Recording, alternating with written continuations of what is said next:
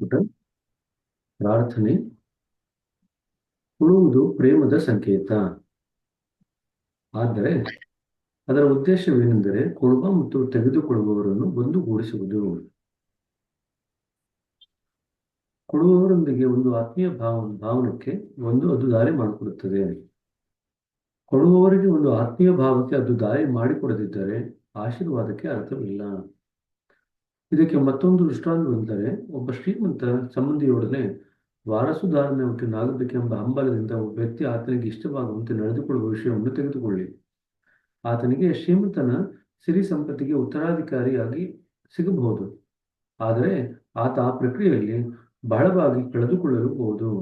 ಸಂಬಂಧದ ಪವಿತ್ರತೆ ನಾಶವಾಗುತ್ತದೆ. ಅಂಡರ್ಲೈನ್ ಮಾಡ್ಕೊಳ್ರಿ.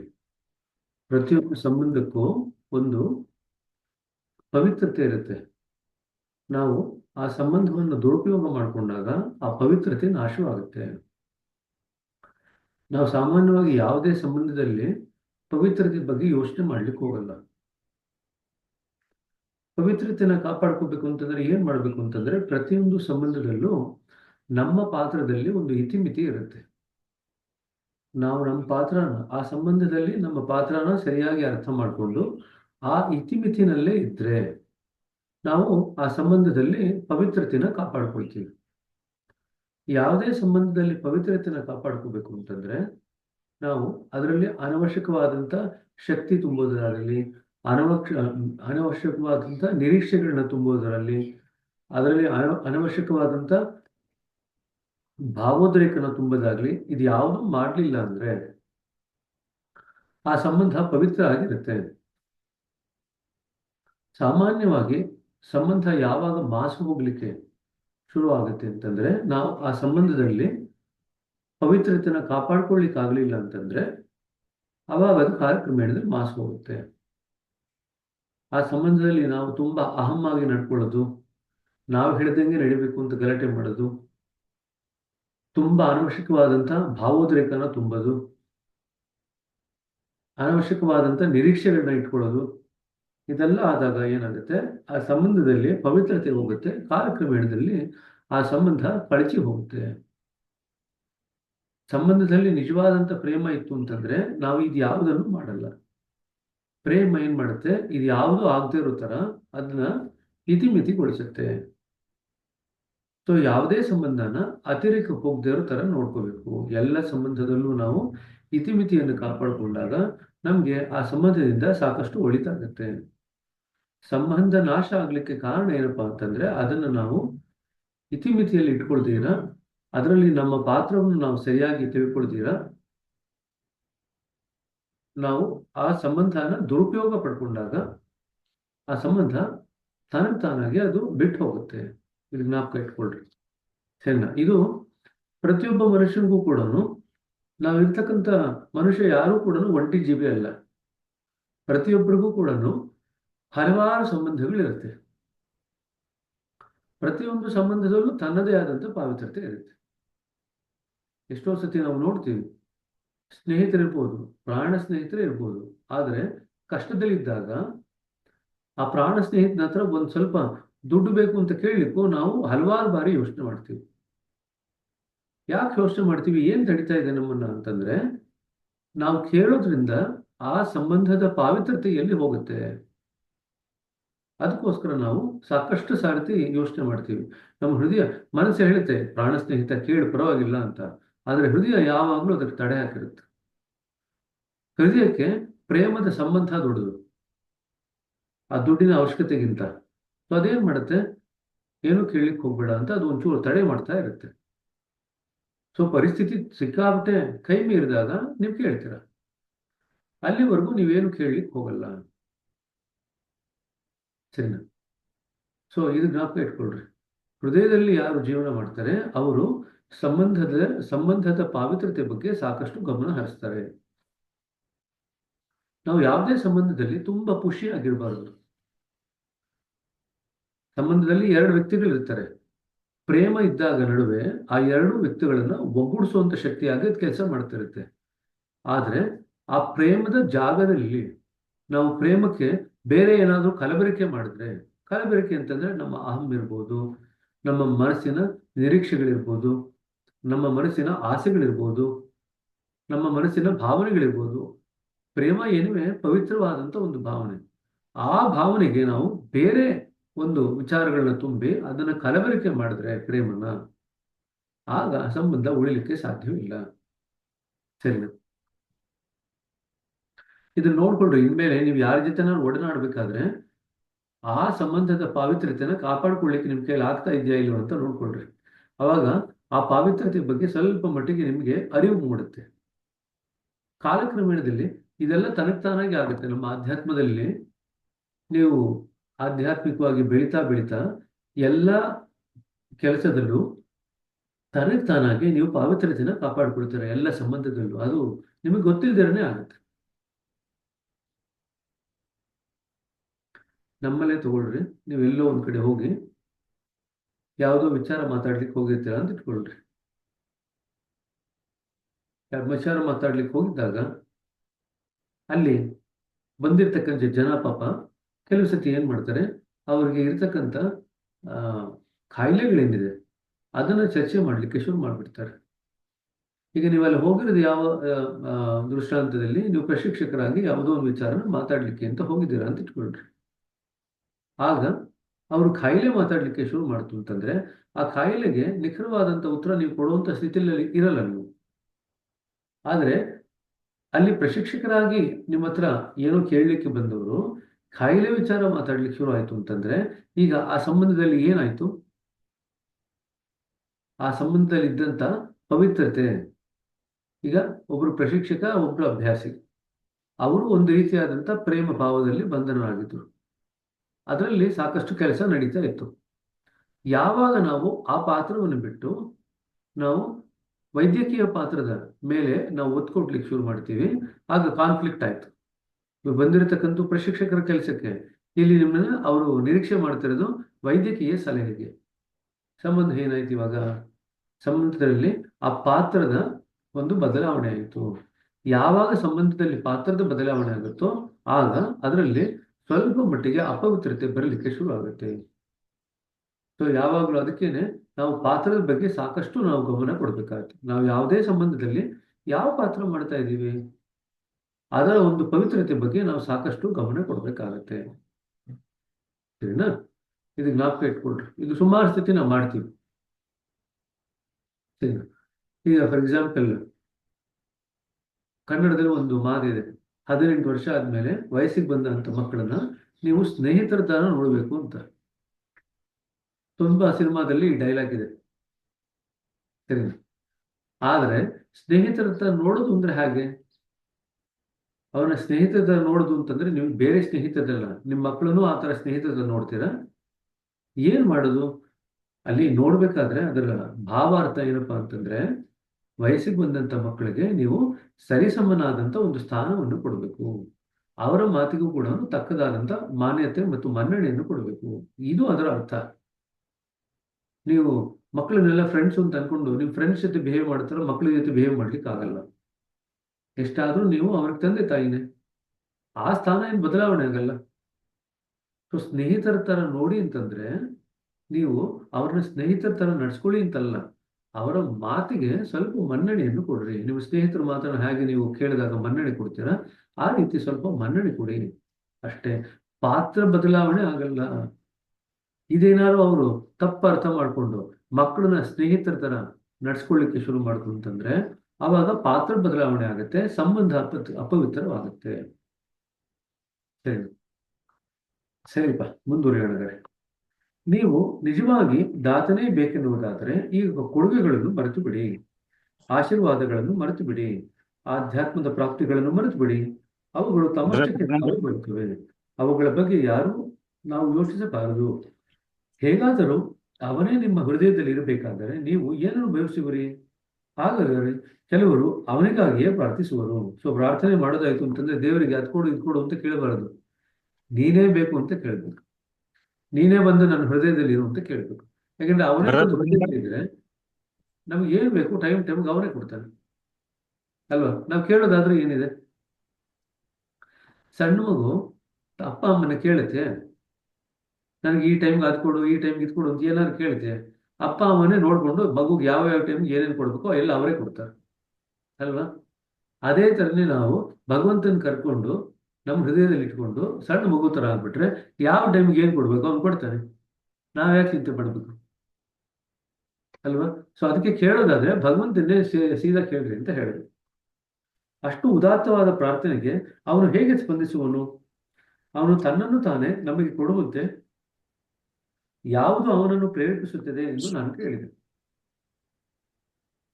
ದಾಜಿ ಹೇಳ್ತಾರೆ, ಅವನು ಸದಾ ಕಾಲ ತನ್ನನ್ನೇ ಕೊಡುತ್ತಾನೆ.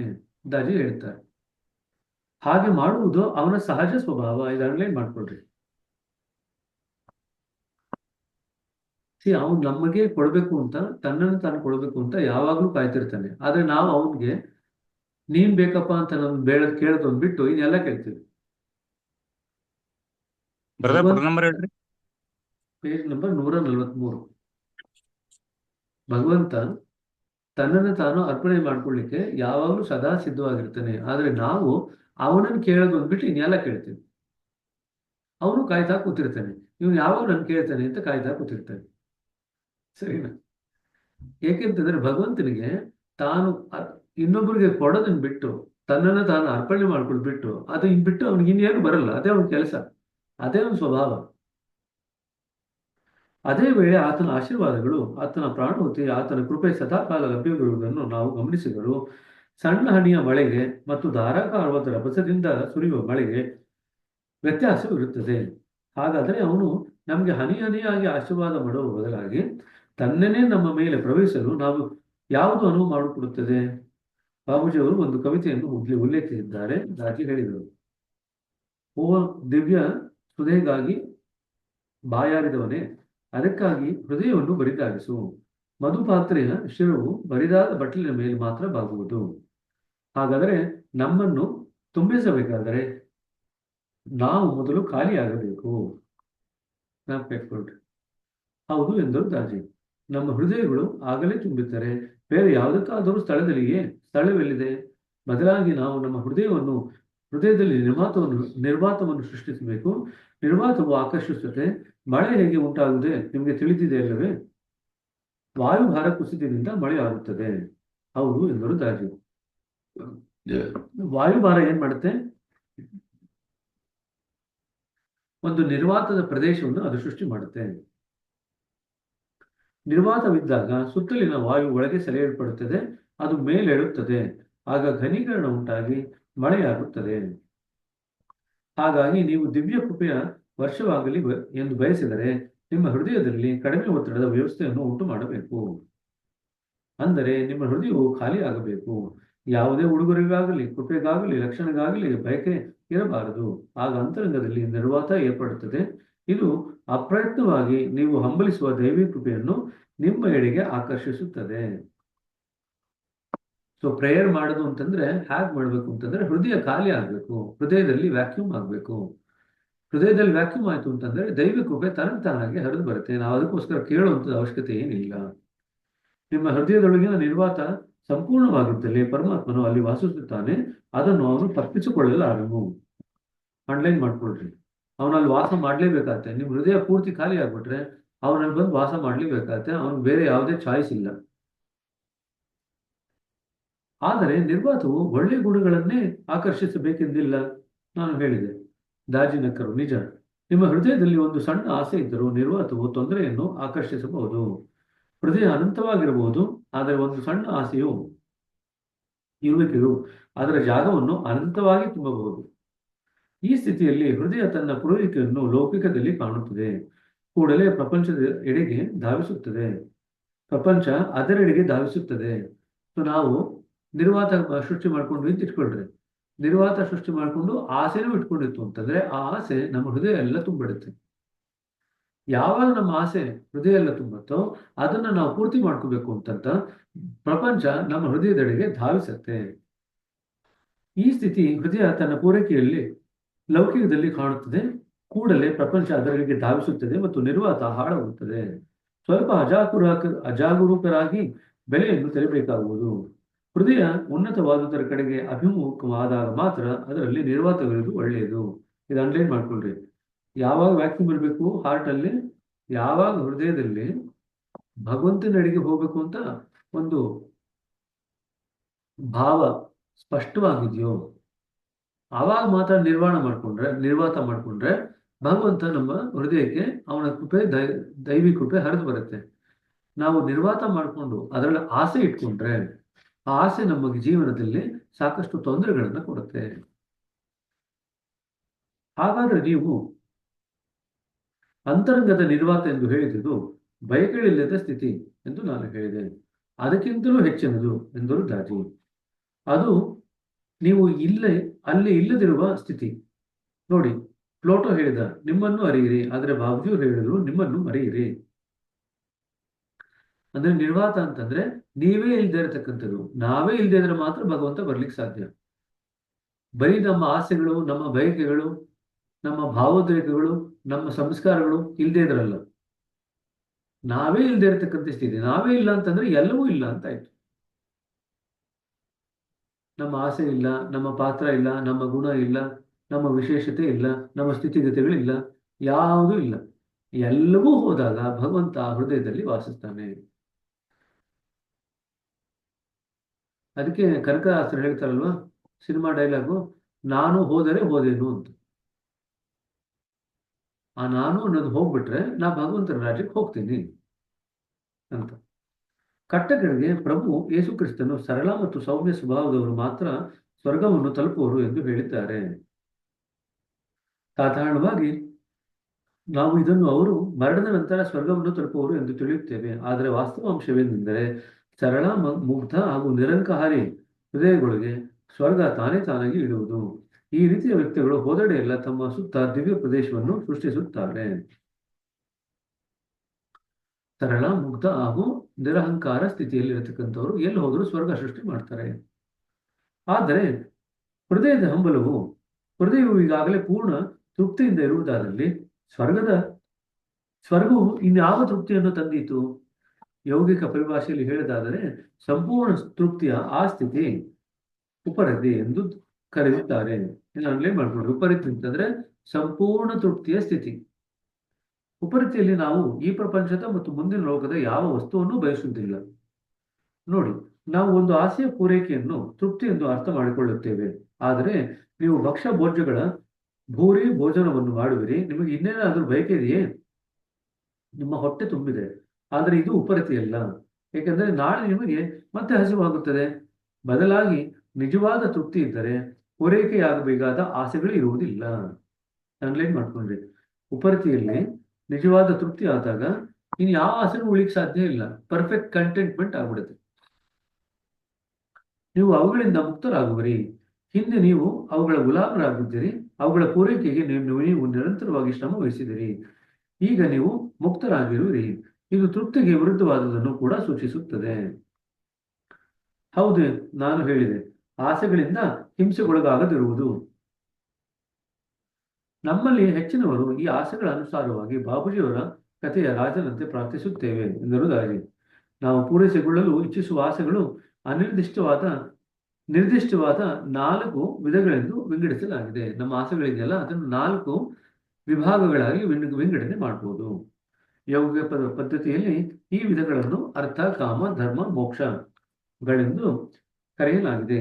ಇವುಗಳು ನಾವು ಈಗಾಗಲೇ ಹಿಂದೆ ಸಂಸ್ಕಾರಗಳನ್ನು ಶುದ್ಧೀಕರಿಸುವ ಸಂದರ್ಭದಲ್ಲಿ ಚರ್ಚಿಸಿದ ABCD ಬಿಂದುಗಳೊಡನೆ ಸಹಯೋಗವನ್ನು ಹೊಂದಿದೆ. ಸೊ ಇದು ಅರ್ಥ ಮಾಡ್ಕೊಳ್ರಿ. ಅರ್ಥ, ಕಾಮ, ಧರ್ಮ, ಮೋಕ್ಷ. ಸೊ ಅರ್ಥ A ಪಾಯಿಂಟ್, ಕಾಮ B ಪಾಯಿಂಟ್, ಮತ್ತೆ ಧರ್ಮ C ಪಾಯಿಂಟ್, ಮೋಕ್ಷ D ಪಾಯಿಂಟ್. ಇದೇ ಸೀಕ್ವೆನ್ಸ್ ಜ್ಞಾಪಕ ಇಟ್ಕೊಳ್ರಿ. ABCD ಧರ್ಮ, ಅರ್ಥ, ಕಾಮ, ಮೋಕ್ಷ ಅಲ್ಲ, ಅರ್ಥ, ಕಾಮ, ಧರ್ಮ, ಮೋಕ್ಷ. ಈ ಸೀಕ್ವೆನ್ಸ್ ಜ್ಞಾಪಕ ಇಟ್ಕೊಳ್ರಿ, ಇಲ್ಲದೆ ಕನ್ಫ್ಯೂಸ್ ಆಗುತ್ತೆ. ನಾರ್ಮಲಿ ನಮ್ಗೇನು ಹೇಳ್ಕೊಟ್ಟಿರ್ತಾರೆ ಅಂದ್ರೆ ಧರ್ಮ, ಅರ್ಥ, ಕಾಮ, ಮೋಕ್ಷ ಈ ರೀತಿಯಾಗಿ ಹೇಳ್ಕೊಟ್ಟಿರ್ತಾರೆ ಈ ಆರ್ಡರ್ ಅಲ್ಲಿ. ಇಲ್ಲಿ ಸ್ವಲ್ಪ ABCD ಪ್ರಕಾರ ಹೋಯ್ತು ಅಂತಂದ್ರೆ ಆರ್ಡರ್ ಒಂಚೂರು ವ್ಯತ್ಯಾಸ ಆಗುತ್ತೆ. ಮೊದಲು ಅರ್ಥ ಬರುತ್ತೆ, A ನಲ್ಲಿ, B ನಲ್ಲಿ ಕಾಮ ಬರುತ್ತೆ, C ನಲ್ಲಿ ಧರ್ಮ ಬರುತ್ತೆ, D ನಲ್ಲಿ ಮೋಕ್ಷ ಬರುತ್ತೆ. ನಾವು ಮೊದಲು ಅರ್ಥವನ್ನು ಕುರಿತು ಮಾತನಾಡೋಣ. ಇದು ಪ್ರಾಪಂಚಿಕ ವಿಷಯ ವಸ್ತುಗಳನ್ನು ಪೂರೈಸಿಕೊಳ್ಳುವ ಆಸೆ. ಇದು ಒಂದು ಸಹಜವಾದ ಪ್ರೇರಣೆ. ನಮ್ಮ ಎಲ್ಲ ಮೂಲಭೂತವಾದ ಅಗತ್ಯಗಳನ್ನು ಆವರಿಸಿಕೊಳ್ಳುತ್ತದೆ, ಆಹಾರ, ಬಟ್ಟೆ, ವಸತಿ. ಆದರೆ ಇದು ಹೆಚ್ಚು ಹೆಚ್ಚಾಗಿ ಸಂಗ್ರಹಿಸುವ ಪ್ರವೃತ್ತಿಯಾಗಿಯೂ ಪ್ರಕಟವಾಗುತ್ತದೆ. ನಾವು ಉಡುಗೊರೆಗಳನ್ನು, ಮನೆಗಳನ್ನು, ಕಾರುಗಳನ್ನು, ವಿದ್ಯುನ್ಮಾನದ ಯಂತ್ರ ಉಪಕರಣಗಳನ್ನು, ಟಿವಿ, ಮೊಬೈಲ್ಗಳನ್ನು ಖರೀದಿಸುತ್ತೇವೆ. ಈಗ ನಾವು ಇತ್ತೀಚಿನ ಸ್ಮಾರ್ಟ್ಫೋನ್ ಅಥವಾ ಬಿಲ್ಗಳನ್ನು ಚುಕ್ತಾ ಮಾಡುವುದರಲ್ಲಿ ನಿರತರಾಗಿರಬಹುದು. ಅವುಗಳು ಸಾಂಸ್ಕಾರಿಕ ಕಂಪನಿಗಳನ್ನು ಸೂಚಿಸುತ್ತವೆ. ಅದು ಎ ಬಿಂದುವಿನಲ್ಲಿ ಪ್ರತಿಫಲನವಾಗುತ್ತದೆ. ಸೊ ಸಂಸ್ಕಾರದ ವಸ್ತುಗಳ ಜೊತೆಗೆ ನಮ್ಮ ಒಡನಾಟ ಆದಾಗ, ಅದರಲ್ಲಿ ನಮಗೆ ಆಸೆಗಳು ಜಾಸ್ತಿ ಆದಾಗ, ಅವೆಲ್ಲವೂ ಕೂಡ ಎ ಬಿಂದುವಿನಲ್ಲಿ ನಮಗೆ ಕಂಪನಿಗಳನ್ನು ಉಂಟು ಮಾಡುತ್ತೆ. ಆದರೆ ಧ್ಯಾನ ಮಾಡುವಾಗ ನಮ್ಮ ಹೊರಗಿನ ಮತ್ತು ಪ್ರಾಪಂಚಿಕತೆಯ ಕಡೆಗಿನ ಗಮನವು ಸಂಪೂರ್ಣವಾಗಿ ಅಲ್ಲದಿದ್ದರೂ ಅಗತ್ಯವಿರುವಷ್ಟು ಮಟ್ಟಿಗೆ ಒಳಮುಖವಾಗುವುದು. ಪರಿಣಾಮವಾಗಿ ನಾವು ನಮ್ಮ ಹೊರಗಿನಲ್ಲಿ ತೃಪ್ತಿಯನ್ನು ಕಂಡುಕೊಳ್ಳುವ ಆಸೆಯನ್ನು ಕಂಡುಕೊಳ್ಳಬೇಕಾದ ಆಲೋಚನೆ ಬರುವುದಿಲ್ಲ. ಅದನ್ನು ನಾವು ನಮ್ಮೊಳಗೆ ಕಂಡುಕೊಳ್ಳುತ್ತೇವೆ. ನಾವು ನಮ್ಮ ಸಮಸ್ಯೆಗಳನ್ನು ಕುರಿತಾಗಿಯೂ ಕೂಡ ಹೆಚ್ಚು ಯೋಚಿಸಬೇಕಾದಿಲ್ಲ. ನೋಡಿ, ನಮ್ಮ ದೃಷ್ಟಿಕೋನ ವಿಸ್ತಾರವಾಗುವುದು. ಧ್ಯಾನದಲ್ಲಿ ನಾವೇನ್ ಮಾಡ್ತೀವಿ? ಯಾವುದೇ ಲೌಕಿಕ ವಿಚಾರದ ಬಗ್ಗೆ ಯೋಚನೆ ಮಾಡ್ಲಿಕ್ಕೆ ಹೋಗಲ್ಲ. ಯಾವಾಗ ಯೋಚನೆ ಮಾಡ್ಲಿಕ್ಕೆ ಹೋಗಲ್ಲ, ಎ ಪಾಯಿಂಟು ಸ್ವಲ್ಪ ಮಟ್ಟಿಗೆ ತಟಸ್ಥವಾಗುತ್ತೆ. ಎ ಪಾಯಿಂಟ್ ನಲ್ಲಿ ಇರತಕ್ಕಂಥ ವಿಷಯ ಎಲ್ಲ ತಟಸ್ಥವಾಯಿತು ಅಂತಂದ್ರೆ ನಮ್ಮ ದೃಷ್ಟಿಕೋನ ವಿಸ್ತಾರವಾಗುತ್ತೆ. ಮತ್ತು ನಮ್ಮ ಪ್ರಾರ್ಥನೆಗಳು ಹೊರಗಿನ ಪ್ರವೃತ್ತಿಗಳನ್ನು ಪ್ರತಿಫಲಿಸಬೇಕಾಗಿಲ್ಲ. ನಾನು ಹೇಳಿದ್ದೆ ಸರಿ ಎಂದರು ದಾಜಿ. ಧ್ಯಾನ ನಮ್ಮನ್ನು ಸಂಪೂರ್ಣವಾಗಿ ಪರಿವರ್ತಿಸುತ್ತದೆ. ಈ ಪರಿವರ್ತನೆ ಅನೇಕ ರೀತಿಯಲ್ಲಿ ಪ್ರಕಟವಾಗುತ್ತದೆ. ಮುಂದಿನ ಆಸೆ ಎಂದರೆ ಲೈಂಗಿಕ ಆಸಕ್ತಿ. ಇದನ್ನು ಕಾಮ ಎಂದು ಕರೆಯುತ್ತೇವೆ. ಕಾಮದ ಆಸೆಯು ಸಂಸ್ಕಾರಗಳನ್ನು ಉಂಟು ಮಾಡಿ ಬಿ ಬಿಂದುವಿನಲ್ಲಿ ನೆಲೆಗೊಳ್ಳುತ್ತದೆ ಮತ್ತು ಭಾವೋದ್ರೇಕವನ್ನು ಉಂಟು ಮಾಡುತ್ತದೆ. ಅರ್ಧನೈಟ್ ಮಾಡ್ಕೊಳ್ರಿ. ಕಾಮದ ಆಸೆಯು ಭಾವೋದ್ರೇಕವನ್ನು ಉಂಟು ಮಾಡುತ್ತದೆ. ಬಿ ಬಿಂದುವಿನಲ್ಲಿ ಅದು ನೆಲೆಗೊಳ್ಳುತ್ತೆ.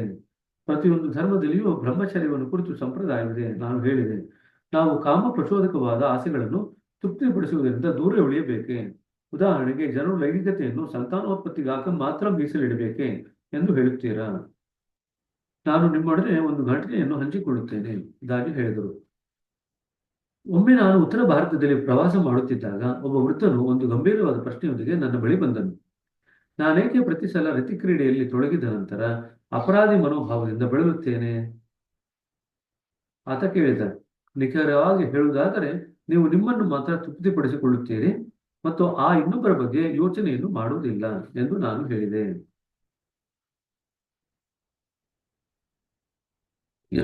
ನೋಡಿ, ತಪ್ಪಿತಸ್ಥ ಮನೋಭಾವವು ನಾವು ಸ್ವಾರ್ಥರಾಗಿದ್ದಾಗ ಮಾತ್ರ ಬರುತ್ತದೆ. ಇದನ್ನು ಅಂಡರ್ಲೈನ್ ಮಾಡ್ಕೊಳ್ರಿ. ತಪ್ಪಿತಸ್ಥ ಮನೋಭಾವ ಯಾವ ಬರುತ್ತೆ? ನಾವು ಸ್ವಾರ್ಥತೆಯಿಂದ ಕೂಡಿದ್ರೆ ಮಾತ್ರ ತಪ್ಪಿತಸ್ಥ ಮನೋಭಾವ ಬರುತ್ತೆ. ಸ್ವಾರ್ಥ ಯಾವ ವಿಷಯದಲ್ಲಾದರೂ ಸರಿ, ಲೈಂಗಿಕತೆ ಆಗಿರ್ಬೋದು ಅಥವಾ ಮತ್ತೇನಾದರೂ ಆಗಿರ್ಬೋದು. ಉದಾಹರಣೆಗೆ, ನೀವು ನ್ಯೂಯಾರ್ಕ್ ನಗರದ ರೈಲು ಸುರಂಗ ಮಾರ್ಗವನ್ನು ತೆಗೆದುಕೊಂಡ್ರೆ ಒಬ್ಬ ಹಿರಿಯ ನಾಗರಿಕರನ್ನು ಬಿಟ್ಟು ನೀವು ಆಸೀನರಾಗಲು ಉದ್ಯುಕ್ತರಾದರೆ ಅದರ ಬಗ್ಗೆ ನಿಮಗೆ ಒಳ್ಳೆಯ ಭಾವನೆ ಬರಲು ಸಾಧ್ಯವೇ? ಎಲ್ಲಿ ಸ್ವಾರ್ಥ ಪ್ರಮುಖವಾಗಿರುವುದೋ ಅಲ್ಲಿ ನೀವು ತಪ್ಪಿತಸ್ಥ ಭಾವನೆಯಿಂದ ಬೆಳೆಯುತ್ತೀರಿ.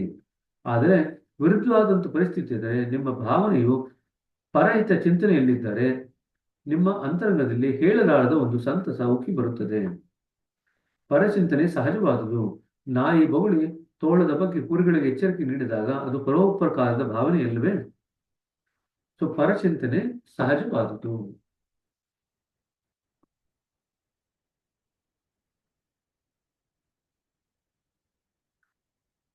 ಇನ್ನೊಬ್ಬರನ್ನು ತಮ್ಮ ಸ್ವಾರ್ಥಕ್ಕೆ ಉಪಯೋಗಿಸಿಕೊಂಡಾಗ, ತಮ್ಮ ಸುಖಕ್ಕಾಗಿ ಮತ್ತೊಬ್ಬರನ್ನು ಗುರಿ ಮಾಡಿದಾಗ ತಪ್ಪಿತಸ್ಥ ಭಾವನೆ ಉಂಟಾಗುತ್ತದೆ. ಇದು ಅಂಡರ್ಲೈನ್ ಮಾಡ್ಕೊಳ್ರಿ. ನಿಮ್ಗೆ ಯಾವಾಗಲಾದ್ರೂ ತಪ್ಪಿತಸ್ಥನ ಭಾವನೆ ಬರ್ತಿದೆ ಅಂತಂದ್ರೆ ಎಲ್ಲೋ ಈ ರೀತಿ ಮಾಡಿರ್ತೀವಿ. ಇನ್ನೊಬ್ಬರನ್ನ ನಮ್ಮ ಸ್ವಾರ್ಥಕ್ಕಾಗಿ ಉಪಯೋಗಿಸ್ಕೊಂಡಿವಿ ಅಥವಾ ನಮ್ಮ ಸುಖಕ್ಕಾಗಿ ಅವ್ರನ್ನ ಗುರಿ ಮಾಡ್ಕೊಂಡಿರ್ತೀವಿ. ನೀವು ಬೇಕಾದರೆ ಇದನ್ನು ಒಂದು ದೇವಿಯ ಮೂರ್ತಿಯನ್ನು ಪ್ರೇಮದಿಂದ ಪೂಜಿಸುವ ಭಕ್ತನಿಗೆ ಹೋಲಿಸಬಹುದು.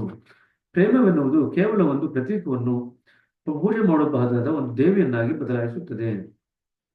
ನೋಡಿ, ಪ್ರೇಮ ಇದ್ ಕಡೆ ಆ ಮೂರ್ತಿ ಇದ್ದಿದ್ದು ನಿಜವಾದಂತ ಸಜೀವ ವ್ಯಕ್ತಿಯಾಗಿ ಮಾರ್ಪಾಡಾಗತ್ತೆ. ಸೊ ಒಂದು ಪ್ರೇಮದ ಮೂರ್ತಿ, ಅದು ದೇವಿಯ ಪ್ರತೀಕ. ಆದ್ರೆ ಪ್ರೇಮ ಇತ್ತು ಅಂತಂದ್ರೆ ಆ ಮೂರ್ತಿಗೆ ಜೀವ ಕಳೆ ಬರುತ್ತೆ, ಅದು ದೇವಿಯನ್ನಾಗಿ ಮಾರ್ಪಡಿಸುತ್ತದೆ. ಆದ್ರೆ ಅಲ್ಲಿ ಆಕೆ, ನಮ್ಮಲ್ಲಿರುವ ಆಕೆ ಒಂದು ಪ್ರತೀಕವನ್ನು ದೇವಿಯನ್ನಾಗಿ ಮಾಡುವುದು ಅಥವಾ ಒಂದು ದೇವಿಯನ್ನು ಪ್ರತೀಕವನ್ನಾಗಿ ಮಾಡುವುದು. ಮೊದಲನೆಯದು ಉದಾತ್ತವಾದುದು, ಇನ್ನೊಂದು ತಪ್ಪಿತಸ್ಥ ಮನೋಭಾವನೆಯನ್ನು ಉಂಟು ಮಾಡುತ್ತದೆ. ನಿಮಗೆ ಪರಿವರ್ತನೆಯ ಹಿಂದೆ ಇರುವ ರಹಸ್ಯವನ್ನು ತಿಳಿಸಬೇಕೆಂದಿದೆಯೇ? ಇತರರನ್ನು ಉದಾತ್ತಗೊಳಿಸಿದರೆ ಮಾತ್ರ ನೀವು ಉನ್ನತಿಗೆ ಏರುತ್ತೇವೆ. ಇದು ಆನ್ಲೈನ್ ಮಾಡ್ಕೊಳ್ರಿ. ಇತರರನ್ನು ಉನ್ನತಗೊಳಿಸಿದರೆ ಮಾತ್ರ ನೀವು ಉನ್ನತಿಗೆ ಏರುತ್ತೇವೆ. ನೀವು ಇನ್ನೊಬ್ಬರನ್ನು ಹಂಗಿಸಿದಾಗ ನಿಮ್ಮನ್ನು ನೀವೇ ಹಂಗಿಸಿಕೊಂಡಂತೆ. ನೀವು ಇನ್ನೊಬ್ಬರನ್ನು ಉದಾತ್ತಗೊಳಿಸುವುದರೆಂದರೆ ಅವರು ಉದಾತ್ತಗೊಳ್ಳಲು ನೀವು ಸಹಾಯ ಮಾಡುತ್ತೀರೆಂದು ಅದರ ಅರ್ಥವಲ್ಲ. ನೀವು ಅದರಲ್ಲಿ ಅಂತರ್ಗತವಾಗಿರುವ ಔನ್ನತ್ಯವನ್ನು ಗುರುತಿಸಿ ಅದನ್ನು ಗೌರವಿಸುತ್ತಿದ್ದೀರಿ. ಸೊ ನೀವು ಅವ್ರಿಗೇನೋ ದೊಡ್ಡ ಸ್ಥಾನ ಮಾಡ್ಕೊಳ್ತಿಲ್ಲ, ಅವರಲ್ಲಿ ಇರತಕ್ಕಂಥ ಔನ್ನತ್ಯವನ್ನು ಗಮನಿಸಿ ಅದನ್ನ ಗೌರವಿಸ್ತಾ ಇದ್ದೀರಿ. ನಾವು ಪರಿವರ್ತನೆಗಾಗಿ ಹಗಲು ಇರುಳು ಪ್ರಾರ್ಥಿಸಬಹುದಾದರೂ ಇತರರನ್ನು ಗೌರವ, ಮರ್ಯಾದೆ ಹಾಗೂ ಪವಿತ್ರವಾದ ದೃಷ್ಟಿಯಿಂದ ನೋಡದ ಹೊರತು ಅದು ಬರುವುದಿಲ್ಲ. ಇತರರನ್ನು ಗೌರವ, ಮರ್ಯಾದೆ ಹಾಗೂ ಪವಿತ್ರವಾದ ದೃಷ್ಟಿಯಿಂದ ನೋಡಿದಾಗ ಮಾತ್ರ ಅದು ನಮಗೆ ಬರುತ್ತೆ. ಕಾಮ ಪ್ರಚೋದಿತವಾದ ಎಲ್ಲ ಆಸೆಗಳ ಕೊನೆಯೇ ಭಾವೋದ್ರೇಕ ಎಂದು ಹೇಳಿದಿರಿ. ನಾನು ಹೇಳಿದೆ, ಭಾವೋದ್ರೇಕವೆಂದರೆ ಏನು? ಅದು ಒಂದು ವಿಷಯದ ಮೇಲೆ ದೃಷ್ಟಿಯನ್ನು ನಿಲ್ಲಿಸುವುದು. ದಾಜಿ ಹೇಳಿದರು. ನಾವು ಎರಡು ಪದಗಳನ್ನು ಗಮನಿಸೋಣ, ಭಾವೋದ್ರೇಕ ಮತ್ತು ಕರುಣೆ. ಉದ್ರೇಕದಲ್ಲಿ ನಿಮ್ಮ ಆಸೆಯ ಗುರಿಯಾಗುವ ವ್ಯಕ್ತಿಯನ್ನು ಹೊಂದುವುದರಲ್ಲಿ ನಿಮ್ಮ ದೃಷ್ಟಿಯನ್ನು ಸ್ಥಿರಪಡಿಸಿದ್ದೀರಿ. ನೀವು ತೃಪ್ತಿಯ ಬಗ್ಗೆ ಹೆಚ್ಚಿನ ಕಳವಳವಿರುತ್ತದೆ ಹೊರತು ಮತ್ತೊಬ್ಬ ವ್ಯಕ್ತಿಗಳ ಭಾವನೆ ಬಗ್ಗೆ ನಿಮಗೆ ಪುರಸ್ಕಾರವಿರುವುದಿಲ್ಲ. ಕರುಣೆಯಲ್ಲಿ ಇನ್ನೊಬ್ಬರಿಗೆ ಸಲುವಾಗಿ ನೀವು ತ್ಯಾಗ ಮಾಡಲು ಸಿದ್ಧರಿದ್ದೀರಿ. ಭಾವೋದ್ರೇಕವು ಅಪರಾಧಿ ಮನೋಭಾವಕ್ಕೆ ದಾರಿ ಮಾಡಿಕೊಡುವುದು, ಆದರೆ ಕರುಣೆಯಲ್ಲಿ ನೀವು ಔನ್ನತ್ಯಕ್ಕೆ ದಾರಿ ಮಾಡಿಕೊಡುವಿರಿ. ನೀವು ಸಂತಸಭರಿತರಾಗಿರುವಿರಿ. ದೈವ ಕೃಪೆಯನ್ನು ಆಕರ್ಷಿಸುವುದು ಹೇಗೆ ಎಂದು ನೀವು ತಿಳಿದಿರುವಿರೇನು? ಸಂತಸದಿಂದಿರಿ. ದೈವ ಕೃಪೆ ನಮ್ಮ ಹತ್ರ ಬರಬೇಕು ಅಂತಂದ್ರೆ ಯಾವಾಗಲೂ ಖುಷಿಯಾಗಿರ್ಬೇಕು, ಸಂತಸದಿಂದ ಇರಬೇಕು. ಜಾಯ್ ಅಟ್ರಾಕ್ಟ್ಸ್ ಗ್ರೇಸ್ ಅಂತ ಬರೀತಾರಲ್ಲ ದಾಜಿಯವರು. ನಾವು ಯಾವಾಗಲೂ ಸಂತೋಷದಿಂದ ಖುಷಿಯಿಂದ ಇದ್ದಾಗ ಅವಾಗ ಭಗವಂತನ ಕೃಪೆ ನಮ್ಮ ಎಡೆಗೆ ತಾನಾಗಿ ಹರಿದು ಬರುತ್ತೆ. ಅದೇ ನಿಯಮ. ದೈವ ಕೃಪೆ ಸಾಧಿಸುವುದಾದರೂ ಏನನ್ನು? ಧಾರಾಕಾರವಾಗಿ ದುಡಿಯುವ ಒಂದು ಕೃಪೆಯು 1000 ಪ್ರಾಣಹುತಗಳನ್ನು ಮಾಡದಿರುವುದನ್ನು ಸಾಧಿಸುತ್ತದೆ. ಆದ್ದರಿಂದ ಕರುಣಾಮಯಿಗಳಾಗಿ ನೀವು ಸಂತಸದಿಂದ ಇರುತ್ತೀರಿ. ಸಂತಸದಿಂದಿರಿ. ದೈವ ಕೃಪೆ ನಿಮ್ಮ ಮೇಲೆ ಧಾರಾಕಾರವಾಗಿ ಸುರಿಯುತ್ತದೆ.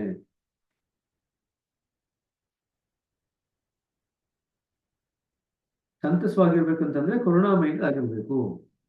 ಅವಾಗ ಸಂತಸವಾಗಿರ್ಲಿಕ್ಕೆ ಸಾಧ್ಯ. ನೀವು ಪ್ರೀತಿಸುವಾಗ, ಆರೈಕೆ ಮಾಡುತ್ತಿರುವಾಗ ಮತ್ತು ಇತರರಿಗೆ ಕರುಣೆ ತೋರುತ್ತಿರುವಾಗ ನೀವು ಅದರಿಂದ ಯಾವ ಫಲವನ್ನು ಅಪೇಕ್ಷಿಸುತ್ತಿಲ್ಲ. ನೀವು ಇತರರನ್ನು ಬದಲಾಯಿಸುವುದಿಲ್ಲ. ನೋಡಿ, ಹೆಚ್ಚಿನ ಜನರು ಪಡೆದುಕೊಳ್ಳುವುದನ್ನು ಏಕೆ ಇಷ್ಟಪಡುವುದರೆಂದರೆ ಅವರು ತಾವು ಅಪೂರ್ಣರೆಂದು ತಿಳಿದುತ್ತಾರೆ. ಯಾಕೆ ನಾವು ಯಾವಾಗಲೂ ಪಡ್ಕೋಬೇಕು ಅಂತ ಇಷ್ಟಪಡ್ತೀವಿ ಅಂದ್ರೆ ನಮ್ಮನ್ನು ನಾವು ಅಪೂರ್ಣರೆಂದು ಅಂದುಕೊಳ್ಳುತ್ತಾರೆ. ಆದರೆ ಅವರು ಪಡೆದುಕೊಳ್ಳುತ್ತಾರೆ ಹೋಗುತ್ತಾರೆ. ಅವರು ಎಂದಿಗೂ ಪರಿಪೂರ್ಣರಾಗುವುದಿಲ್ಲ. ಪರಿಪೂರ್ಣತೆಯು ಕೊಡುವುದರಿಂದ ಬರುವುದು. ಅಂಡರ್ಲೈನ್ ಮಾಡ್ಕೊಳ್ರಿ. ಪರಿಪೂರ್ಣತೆ ತಗೊಳ್ಳೋದ್ರಿಂದ ಬರಲ್ಲ. ನಾವು ಕೊಡ್ಲಿಕ್ಕೆ ಸಿದ್ಧವಾಯಿತು ಅಂತಂದ್ರೆ ಆವಾಗ ಪರಿಪೂರ್ಣ ಸ್ಥಿತಿ ನಮ್ಮಲ್ಲಿ ಬರುತ್ತೆ. ಮತ್ತು ನಿಜವಾದ ಉಡುಗೊರೆಂದರೆ ನಿಮ್ಮನ್ನೇ ನೀವು ಕೊಟ್ಟುಕೊಳ್ಳುವುದು. ಆದ್ದರಿಂದ ನಿಮ್ಮನ್ನೇ ಕೊಟ್ಟುಕೊಳ್ಳಿ. ಆಗ ನೀವು ಬಹುಶಃ ಕೊಡುವುದಕ್ಕಿಂತ ಹೆಚ್ಚಾಗಿ ಪಡೆಯುವುದನ್ನು ಕಂಡುಕೊಳ್ಳುವಿರಿ. ಇವೆಲ್ಲವೂ ಹೇಗೆ ಕೊಡುವುದು? ನೀವು ಆಶ್ಚರ್ಯಪಡುವಿರಿ. ಅದು ಸಾಧ್ಯವಾಗಲು ನೀವು ಕೊಡುತ್ತಲೇ ಇರಬೇಕು. ಒಮ್ಮೆಲೆ ನೀವು ಯಾರಿಗೂ ನಿಮ್ಮನ್ನು ನೀವು ಕೊಡ್ಲಿಕ್ಕೆ ಆಗಲ್ಲ. ನಿಮ್ಮನ್ನು ನೀವು ಕೊಡೋದು ಅಂತಂದ್ರೆ ಕೊಡ್ತಾನೇ ಇರಬೇಕಾಗುತ್ತೆ. ಆ ಕೊಡೋದು ನಮ್ಮ ಸ್ವಭಾವವಾಗಿ ಮಾರ್ಪಾಡಾಗ್ಬಿಡುತ್ತೆ. ಆದರೂ ಹೃದಯ ಉದಾರತೆ ಎಂದರೆ ಬರೀ ಕೊಡುವುದಲ್ಲ, ಅದು ಇತರರಿಗೆ ನೆರವು ನೀಡುವುದೊಂದೇ ಅಲ್ಲ. ನಿಜವಾಗಿ ಉದಾರತೆ ಎಂದರೆ ಇತರರ ಅಭಿಪ್ರಾಯಗಳನ್ನು ಮತ್ತು ಭಿನ್ನಾಭಿಪ್ರಾಯಗಳನ್ನು ಪುರಸ್ಕರಿಸುವುದು ಮತ್ತು ಒಪ್ಪಿಕೊಳ್ಳುವುದು ಮತ್ತು ಯಾವುದೇ ರೀತಿಯ ದ್ವೇಷ ಭಾವನೆ ಇಲ್ಲದಿರುವುದು. ಇದು ಅಂಡರ್ಲೈನ್ ಮಾಡ್ಕೊಳ್ರಿ. ನಿಜವಾದಂತ ಉದಾರತೆ ಅಂದ್ರೆ ಏನು? ನಿಜವಾದಂತ ಉದಾರತೆ ಅಂತಂದ್ರೆ ಬರೀ ಕೊಡೋದಲ್ಲ, ಇನ್ನೊಬ್ಬರ ಭಾವನೆಗಳು, ಅಭಿಪ್ರಾಯಗಳು ಮತ್ತು ಭಿನ್ನಾಭಿಪ್ರಾಯಗಳನ್ನ ಪುರಸ್ಕರಿಸುವುದು ಮತ್ತು ಒಪ್ಪಿಕೊಳ್ಳುವುದು ಮತ್ತು ಯಾವುದೇ ರೀತಿಯ ದ್ವೇಷ ಭಾವನೆ ಇಲ್ಲದಿರುವುದು. ಈಗ ಇನ್ನು ಮುಂದಿನ ವರ್ಗ ಧರ್ಮವೆಂಬ ಆಸೆಯನ್ನು ಕುರಿತ ವಿಚಾರ. ವಾಸ್ತವವಾಗಿ ಧರ್ಮ ಆಸೆಗಳ ಗುಂಪಿಗೆ ಸೇರಿದೆ ಎಂದು ನನಗನಿಸುವುದಿಲ್ಲ. ಧರ್ಮವು ಅಕ್ಷರತಃವೆಂದರೆ ಎತ್ತಿ ಹಿಡಿಯುವುದು ಅಥವಾ ಧರ್ಮದ ಅಕ್ಷರಶಃ ಅರ್ಥ ಅಂದರೆ ಎತ್ತಿ ಹಿಡಿಯುವುದು. ಏನನ್ನ ಎತ್ತಿ ಹಿಡಿಯುತ್ತೆ? ಮಾಡುವುದು ಸದಾಚಾರವನ್ನು ಯಾವುದು ಸದಾಚಾರವನ್ನು ಎತ್ತಿ ಹಿಡಿಯುವುದೋ ಅದು ಧರ್ಮ. ಅಂಡರ್ಲೈನ್ ಮಾಡ್ಕೊಳ್ರಿ. ಯಾವುದು ಸದಾಚಾರವನ್ನು ಎತ್ತಿ ಹಿಡಿಯುವುದೋ ಅದು ಧರ್ಮ. ಅದನ್ನೇ ನಾವು ಎತ್ತಿ ಹಿಡಿಯಬೇಕು. ಧರ್ಮಕ್ಕಾಗಿ ಹಾರೈಸುವುದು ದುರ್ಬಲತೆಯನ್ನು ತೋರಿಸುತ್ತದೆ.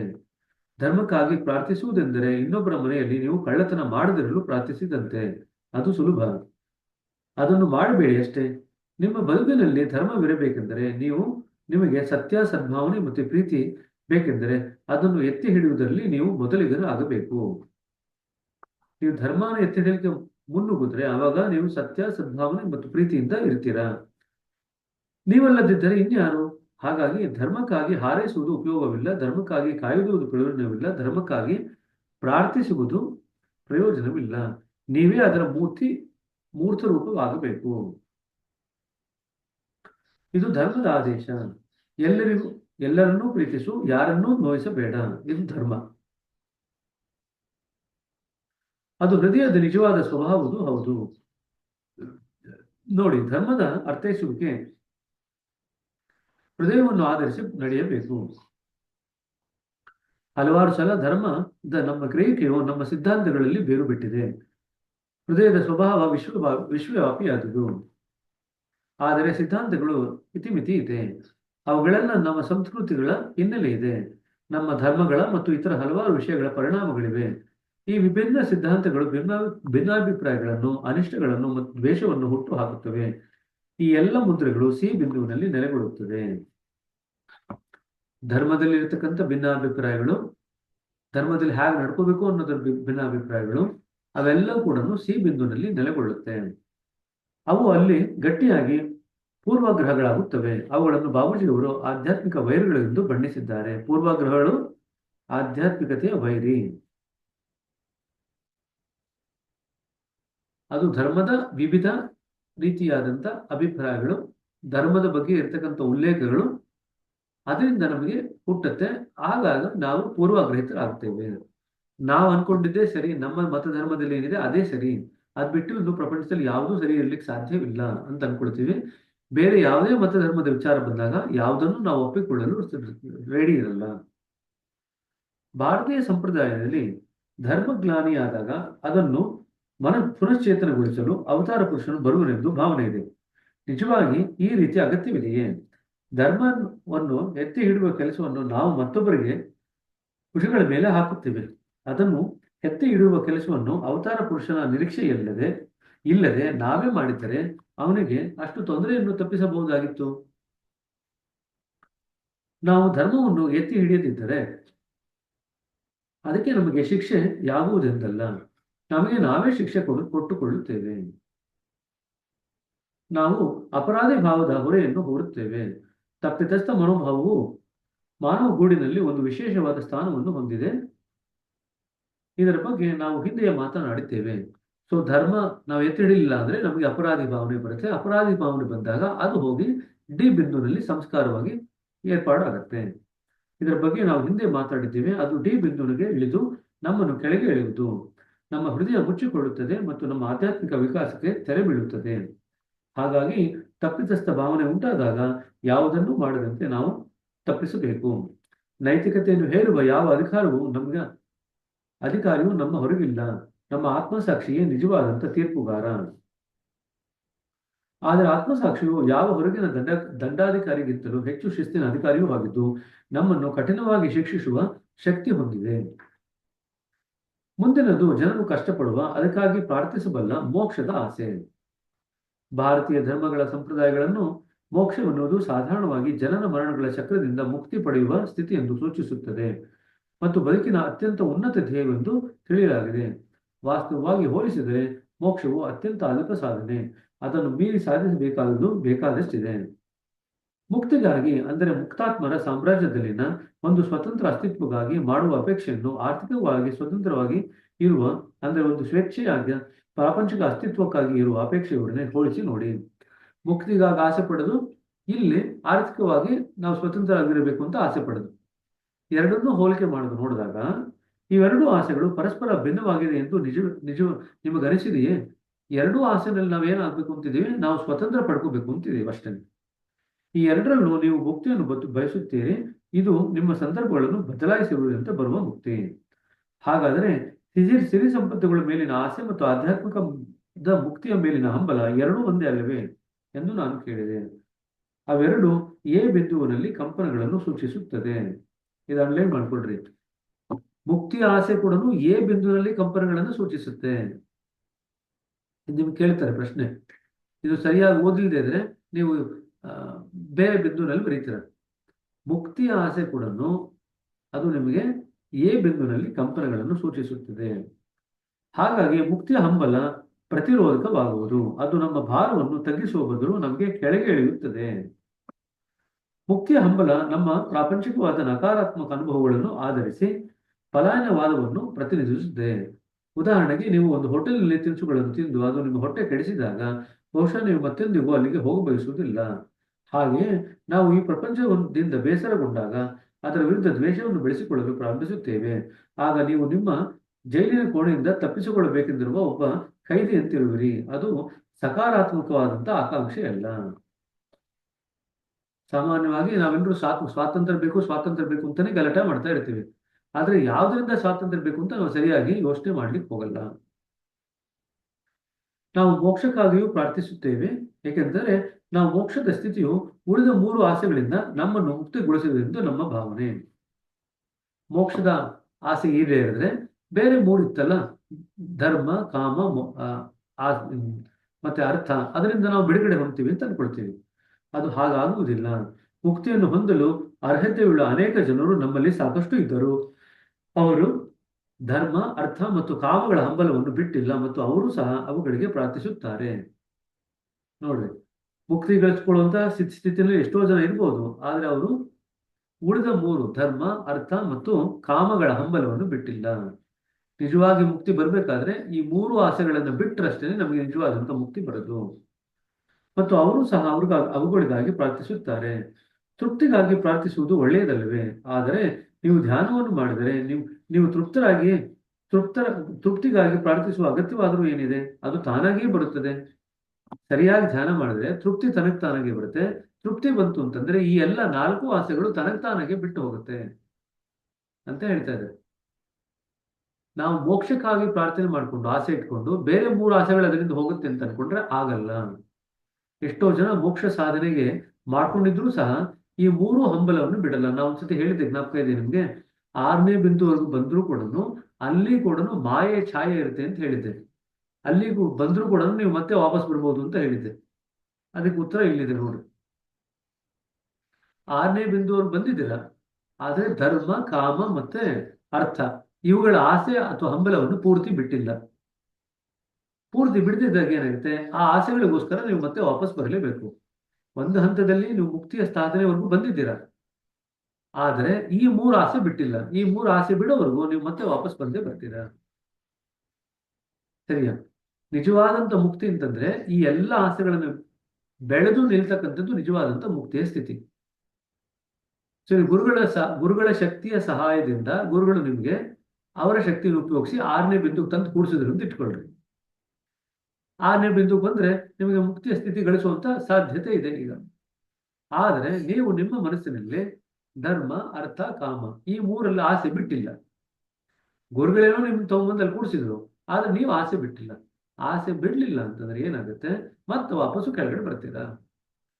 ಯಾಕೆಂದ್ರೆ ನಿಮ್ಮ ಆಸೆ ಪೂರೈಕೆ ಆಗ್ಬೇಕಲ್ವಾ, ಹಾಗಾಗಿ ಮತ್ತೆ ವಾಪಸ್ಸು ಕೆಳಗಡೆ ಬರ್ತೀರಾ. ಇದನ್ನೇ ನಾನು ಅವತ್ತು ನಿಮಗೆ 6ನೇ ಬಿಂದು ಬಂದರೂ ಕೂಡ ಬಾಬೂಜಿ ಅವರು ನೀವು ಮುಕ್ತಿ ಗಳಿಸ್ಕೊಳ್ತೀರಾ ಅಂತ ಹೇಳಿದ್ರು ಕೂಡ ಮತ್ತೊಮ್ಮೆ ಬರ್ಲಿಕ್ಕೆ ಸಾಧ್ಯ ಇದೆ ಅಂತ ಯಾಕೆ ಹೇಳಿದ್ದು ಅಂತಂದ್ರೆ, ಈ 3ರಲ್ಲಿ ನಮ್ಗೆ ಹಂಬಲ ಪೂರ್ತಿ ಹೋಗದೇ ಇದ್ರೆ ಮತ್ತೆ ವಾಪಸ್ ಬರ್ತೀವಿ. ಇದನ್ನೇ ನಾನು ಮಾಯೆಯ ಛಾಯೆ ಮಾಯೆ ಯಾವ ರೀತಿ ಕೆಲಸ ಮಾಡುತ್ತೆ? ಆಸೆಗಳ ಮುಖಾಂತರ ಕೆಲಸ ಮಾಡುತ್ತೆ. ಮಾಯೆಯ ಛಾಯೆ ಮುಕ್ತಿ 6ನೇ ಬಿಂದುವಿನಲ್ಲಿ ಇದ್ದಾಗ ಮುಕ್ತಿ ಸ್ಥಿತಿಗೆ ಬಂದಿದ್ರು ಕೂಡ ನಾವು ಮತ್ತೊಮ್ಮೆ ಇಲ್ಲಿ ಜನ್ಮ ತಾಳ್ತೀವಿ. ಅನ್ಲೈನ್ ಮಾಡ್ಕೊಡ್ರಿ. ಇಲ್ಲ, ಗುರುಗಳು ನಿಮ್ಮನ್ನ ಯಾವುದೇ ಸ್ಥಿತಿ ಕರ್ಕೊಂಡು ಹೋಗ್ಬೋದು, ಆದ್ರೆ ಆ ಸ್ಥಿತಿಗೆ ಹೊಂದಿಸ್ಕೋಬೇಕಾಗಿರೋದು ನಿಮ್ಮ ಕೆಲಸ. ನೀವು ನಿಮ್ಮ ಸ್ಥಿತಿಗೆ ತಕ್ಕಂಗೆ ಹೊಂದಾಣಿಕೆ ಮಾಡ್ಕೊಳ್ಳಿಲ್ಲ ಅಂತಂದ್ರೆ ಗುರುಗಳು ನಿಮ್ಮನ್ನು ಕರ್ಕೊಂಡೋಗಿ ಆ ಸ್ಥಾನಕ್ಕೆ ಕೂಡಿಸಿದ್ರು ಕೂಡ ಮತ್ತೆ ಜಾರ್ತೀರ. ಯಾಕೆ ಜಾರ್ತೀರ ಅಂತಂದ್ರೆ ಆ ಸ್ಥಿತಿಗೆ ಸರಿಯಾದಂತ ರೀತಿಯಲ್ಲಿ ನಿಮ್ಮನ್ನು ನೀವು ಹೊಂದಿಸ್ಕೊಂಡಿಲ್ಲ. ಸರಿನಾ? ಸಂತುಷ್ಟರಾಗಿದ್ದರೆ ನೀವು ಈಗಾಗಲೇ ಸಂತಸರಾಗಿದ್ದು ಧರ್ಮ ಅರ್ಥ ಕಾಮ ಮತ್ತು ಮೋಕ್ಷಗಳ ಹಂಬವಿಲ್ಲದಿದ್ದರೆ ನೀವು ಯಾವುದಕ್ಕಾಗಿ ಪ್ರಾರ್ಥಿಸುತ್ತೀರಿ? ದಾಜಿ ಸ್ವಲ್ಪ ತಡೆದರು. ಯಾವುದು ಆಸೆ ಬೇಡ ಅನ್ನೋದಾದ್ರೆ ಯಾಕೆ ಪ್ರಾರ್ಥನೆ ಮಾಡಬೇಕು? ನೀವು ಮುಂಚೆ ನಿಮಗಾಗಿ ಪ್ರಾರ್ಥಿಸಿಕೊಳ್ಳುತ್ತಿದ್ರಿ, ಈಗ ನೀವು ಇತರರಿಗಾಗಿ ಪ್ರಾರ್ಥಿಸುತ್ತೀರಿ. ಇದಕ್ಕಾಗಿ ನೀವು ಸಂತಸರಾಗುವವರೆಗೆ ಕಾಯಬೇಕೆಂದು ಅರ್ಥವಲ್ಲ. ಈಗಲೂ ಕೂಡ ನೀವು ಇತರರಿಗಾಗಿ ಪ್ರಾರ್ಥಿಸಬೇಕು. ಫಲಾನುಭವಿಗಳು ಹೆಚ್ಚಿದಷ್ಟು ಪ್ರಾರ್ಥನೆ ಫಲಕಾರಿಯಾಗುವುದಿಲ್ಲವೆಂದು ಅರ್ಥವಲ್ಲ, ಬದಲಾಗಿ ಅದು ಇನ್ನೂ ಬೃಹತ್ತಾಗಿ ಪ್ರಭಾವವನ್ನು ಸೃಷ್ಟಿಸುತ್ತದೆ. ಸೊ ಎಲ್ಲರ ಒಳಿತಿಗಾಗಿ ಪ್ರಾರ್ಥನೆ ಮಾಡೋದನ್ನು ಕಲಿಬೇಕು. ಆಯ್ತು, ನಾನು ನನ್ನ ಪ್ರಾರ್ಥನೆ ಮಾಡ್ತೀನಿ, ಜೊತೆಗೆ ಬೇರೆಯವ್ರನ್ನು ಸೇರಿಸ್ಕೊಳ್ತೀನಿ, ಆ ರೀತಿ ಪ್ರಾರ್ಥನೆ ಮಾಡಿದ್ರೆ ಪ್ರಯೋಜನ ಇಲ್ಲ. ಎಲ್ಲರ ಒಳಿತಿಗಾಗಿ ಪ್ರಾರ್ಥನೆ ಮಾಡಿದಾಗ ಅದು ಬೃಹತ್ತಾಗಿ ಬೆಳಲಿಕ್ಕೆ ಸಾಧ್ಯವಾಗುತ್ತೆ. ನಮ್ಮ ವ್ಯಷ್ಟಿ ಪ್ರಜ್ಞೆ ಏನಿದೆ ಅದು ಸಮಷ್ಟಿ ಪ್ರಜ್ಞೆಯಾಗಿ ಮಾರ್ಪಾಡಾಗಲಿಕ್ಕೆ ಸಾಧ್ಯವಾಗುತ್ತೆ. ಇನ್ನೊಂದು ದೃಷ್ಟಿಯಲ್ಲಿ ಅವರು ಹೇಳಿದರು, ಸ್ವಾರ್ಥಪರ ಪ್ರಾರ್ಥನೆಯಲ್ಲಿ ನೀವು ಇತರರನ್ನು ಸೇರಿಸಿಕೊಳ್ಳುವುದೆಂಬ ಭಾವನೆ ವಿರೋಧಾತ್ಮಕವಾದುದು. ಒಂದು ಉದಾಹರಣೆ ಹೇಳ್ತಾರೆ, ನನ್ನ ಪರವಾಗಿ ನಾನು ಏನೋ ಬೇಡ್ಕೊಳ್ತೀನಿ, ಜೊತೆಗೆ ಇವ್ರಿಗೂ ಒಂದಿಷ್ಟು ಒಳ್ಳೇದಾಗ್ಲಿ ಅಂತ ಕೇಳ್ಕೊಳ್ತೀನಿ. ಮೊದಲು ನಾ ಕೇಳ್ಕೊಳ್ತಿರೋ ನನಗೆ ಒಳ್ಳೇದಾಗ್ಲಿ ಅಂತ. ಅದಾದ್ಮೇಲೆ ಇವ್ರನ್ನೆಲ್ಲ ಬಿಟ್ಬಿಟ್ನಲ್ಲ, ಪಾಪ ಪ್ರಜ್ಞೆ ಬರುತ್ತೆ, ಅದಕ್ಕೆ ಇವ್ರನ್ನೂ ಒಂಚೂರು ಸೇರಿಸ್ಕೊಂಡ್ಬಿಟ್ರಾಯ್ತು, ಪಾಪ ಪ್ರಜ್ಞೆ ಬರಲ್ಲ ಅಂತ ಅನ್ಕೊಂಡು ಪ್ರಾರ್ಥನೆ ಮಾಡ್ತೀವಿ ಅಂತ ಇಟ್ಕೊಳ್ರಿ. ಅದು ಹಂಗಾಗಲ್ಲ. ನೀವಿರುವ ಸ್ಥಳದಲ್ಲಿ ಪ್ರವಾಹ ಬಂದಿತೆಂದು ಭಾವಿಸೋಣ. ನಿಮ್ಮ ಹೃದಯವು, ಓ ದೇವರೇ, ನನ್ನ ಮನೆಯನ್ನು ನೀರಿನಿಂದ ತುಂಬಿಕೊಳ್ಳದಿರುವಂತೆ ಮಾಡು ಎಂದು ಪ್ರಾರ್ಥಿಸುತ್ತದೆ. ಆದರೆ ಪ್ರಾರ್ಥಿಸುವಾಗ ನೀವು ಈ ಭಾವನೆಯನ್ನು ಬದಲಾಯಿಸಿ, ದೇವರೇ, ದಯವಿಟ್ಟು ನಮ್ಮ ನೆರೆ ಹೊರೆಯನ್ನು ಈ ಪ್ರವಾಹದಿಂದ ತಪ್ಪಿಸು ಎಂದು ಬೇಡಿದರೆ ಆಗ ನೀವು ದೇವರನ್ನು ಗೊಂದಲಕ್ಕೆ ಈಡು ಮಾಡುತ್ತೀರಿ. ನಿಮ್ಮ ಶಬ್ದಗಳು ಏನೋ ಹೇಳುತ್ತವೆ ಮತ್ತು ನಿಮ್ಮ ಹೃದಯ ಬೇರೆಯದನ್ನು ಸೂಚಿಸುತ್ತದೆ. ನೀವು ನಿಮ್ಮ ಸ್ವಾರ್ಥ ತುಂಬಿದ ಪ್ರಾರ್ಥನೆಯಲ್ಲಿ ನಿಮ್ಮ ನೆರೆಹೊರೆಯನ್ನು ಸೇರಿಸಿ ಸ್ವಾರ್ಥರಹಿತರಾಗಲು ಸಾಧ್ಯವೇ? ಹಾಗೆಂದು ನನಗನಿಸುವುದಿಲ್ಲ. ಸರಿಯಾದ ಬೀಗದ ಕೈಯಿಲ್ಲದೆ ಬಾಗಿಲನ್ನು ತೆರೆಯಲಾಗದು. ಪರಹಿತ ಚಿಂತನೆಯು ನಂತರದ ಭಾವನೆ ಆಗಿರಲು ಸಾಧ್ಯವಿಲ್ಲ, ಅದು ನಮ್ಮ ಮೂಲ ಉದ್ದೇಶ ಆಗಿರಬೇಕು. ಇದು ಆನ್ಲೈನ್ ಮಾಡ್ಕೊಳ್ರಿ. ಪರಹಿತದ ಚಿಂತನೆ ನಂತರದ ಯೋಚನೆ ಆಗ್ಲಿಕ್ಕೆ ಸಾಧ್ಯ ಇಲ್ಲ, ಅದು ನಮ್ಮ ಮೂಲ ಉದ್ದೇಶವಾಗಿರಬೇಕು. ಪ್ರಾರ್ಥನೆಯಲ್ಲಿ ನಮ್ಮ ಉದ್ದೇಶ ಮತ್ತು ಶಬ್ದಗಳಿಗಿಂತ ಹೆಚ್ಚು ಗಟ್ಟಿಯಾಗಿ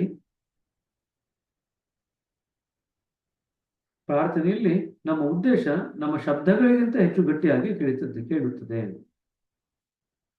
ನೀವು ಇತರರಿಗಾಗಿ ಪ್ರಾರ್ಥಿಸುವುದು ನಿಮ್ಮ ಕರ್ತವ್ಯ. ಅದರಲ್ಲಿ ಅನುಮಾನವಿಲ್ಲವಾದರೂ ಪ್ರೇಮವಿಲ್ಲದ ಕರ್ತವ್ಯವು ಒಂದು ಹೊರೆಯಾಗುವುದು. ಇತರಿಗೆ ಪ್ರಾರ್ಥನೆ ಮಾಡೋದು ನಮ್ಮ ಕರ್ತವ್ಯ ಆಯಿತು, ಆದರೆ ಅದರಲ್ಲಿ ಪ್ರೇಮನೇ ಇಲ್ಲದೆ ಇದ್ರೆ ಅದು ನಮಗೆ ಹೊರೆ ತರ ಅನಿಸ್ಲಿಕ್ಕೆ ಶುರು ಆಗುತ್ತೆ.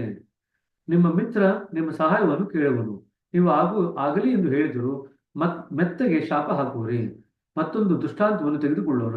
ನೀವು ನಿಮ್ಮ ಕೆಲಸವನ್ನು ಇಷ್ಟಪಡದಿದ್ದರೆ ಅದು ಕೂಲಿ ಕೆಲಸದಂತೆ ತೋರುವುದು ಮತ್ತು ನೀವು ಅಸಮಾಧಾನದಿಂದ ಕೂಡಿರುವಿರಿ. ನಾನು ಇಷ್ಟು ಕಷ್ಟವಾದ ಕೆಲಸವನ್ನು ಏಕೆ ಮಾಡಬೇಕು? ನೀವು ಬುಸುಗುಡುತ್ತೀರಿ. ಅದು ಮತ್ತೊಂದೆಡೆ ನೀವು ನಿಮ್ಮ ಕೆಲಸವನ್ನು ಪ್ರೀತಿಸುತ್ತೀರಿ, ಅದು ಕೆಲಸದಂತೆಯೇ ತೋರುವುದಿಲ್ಲ.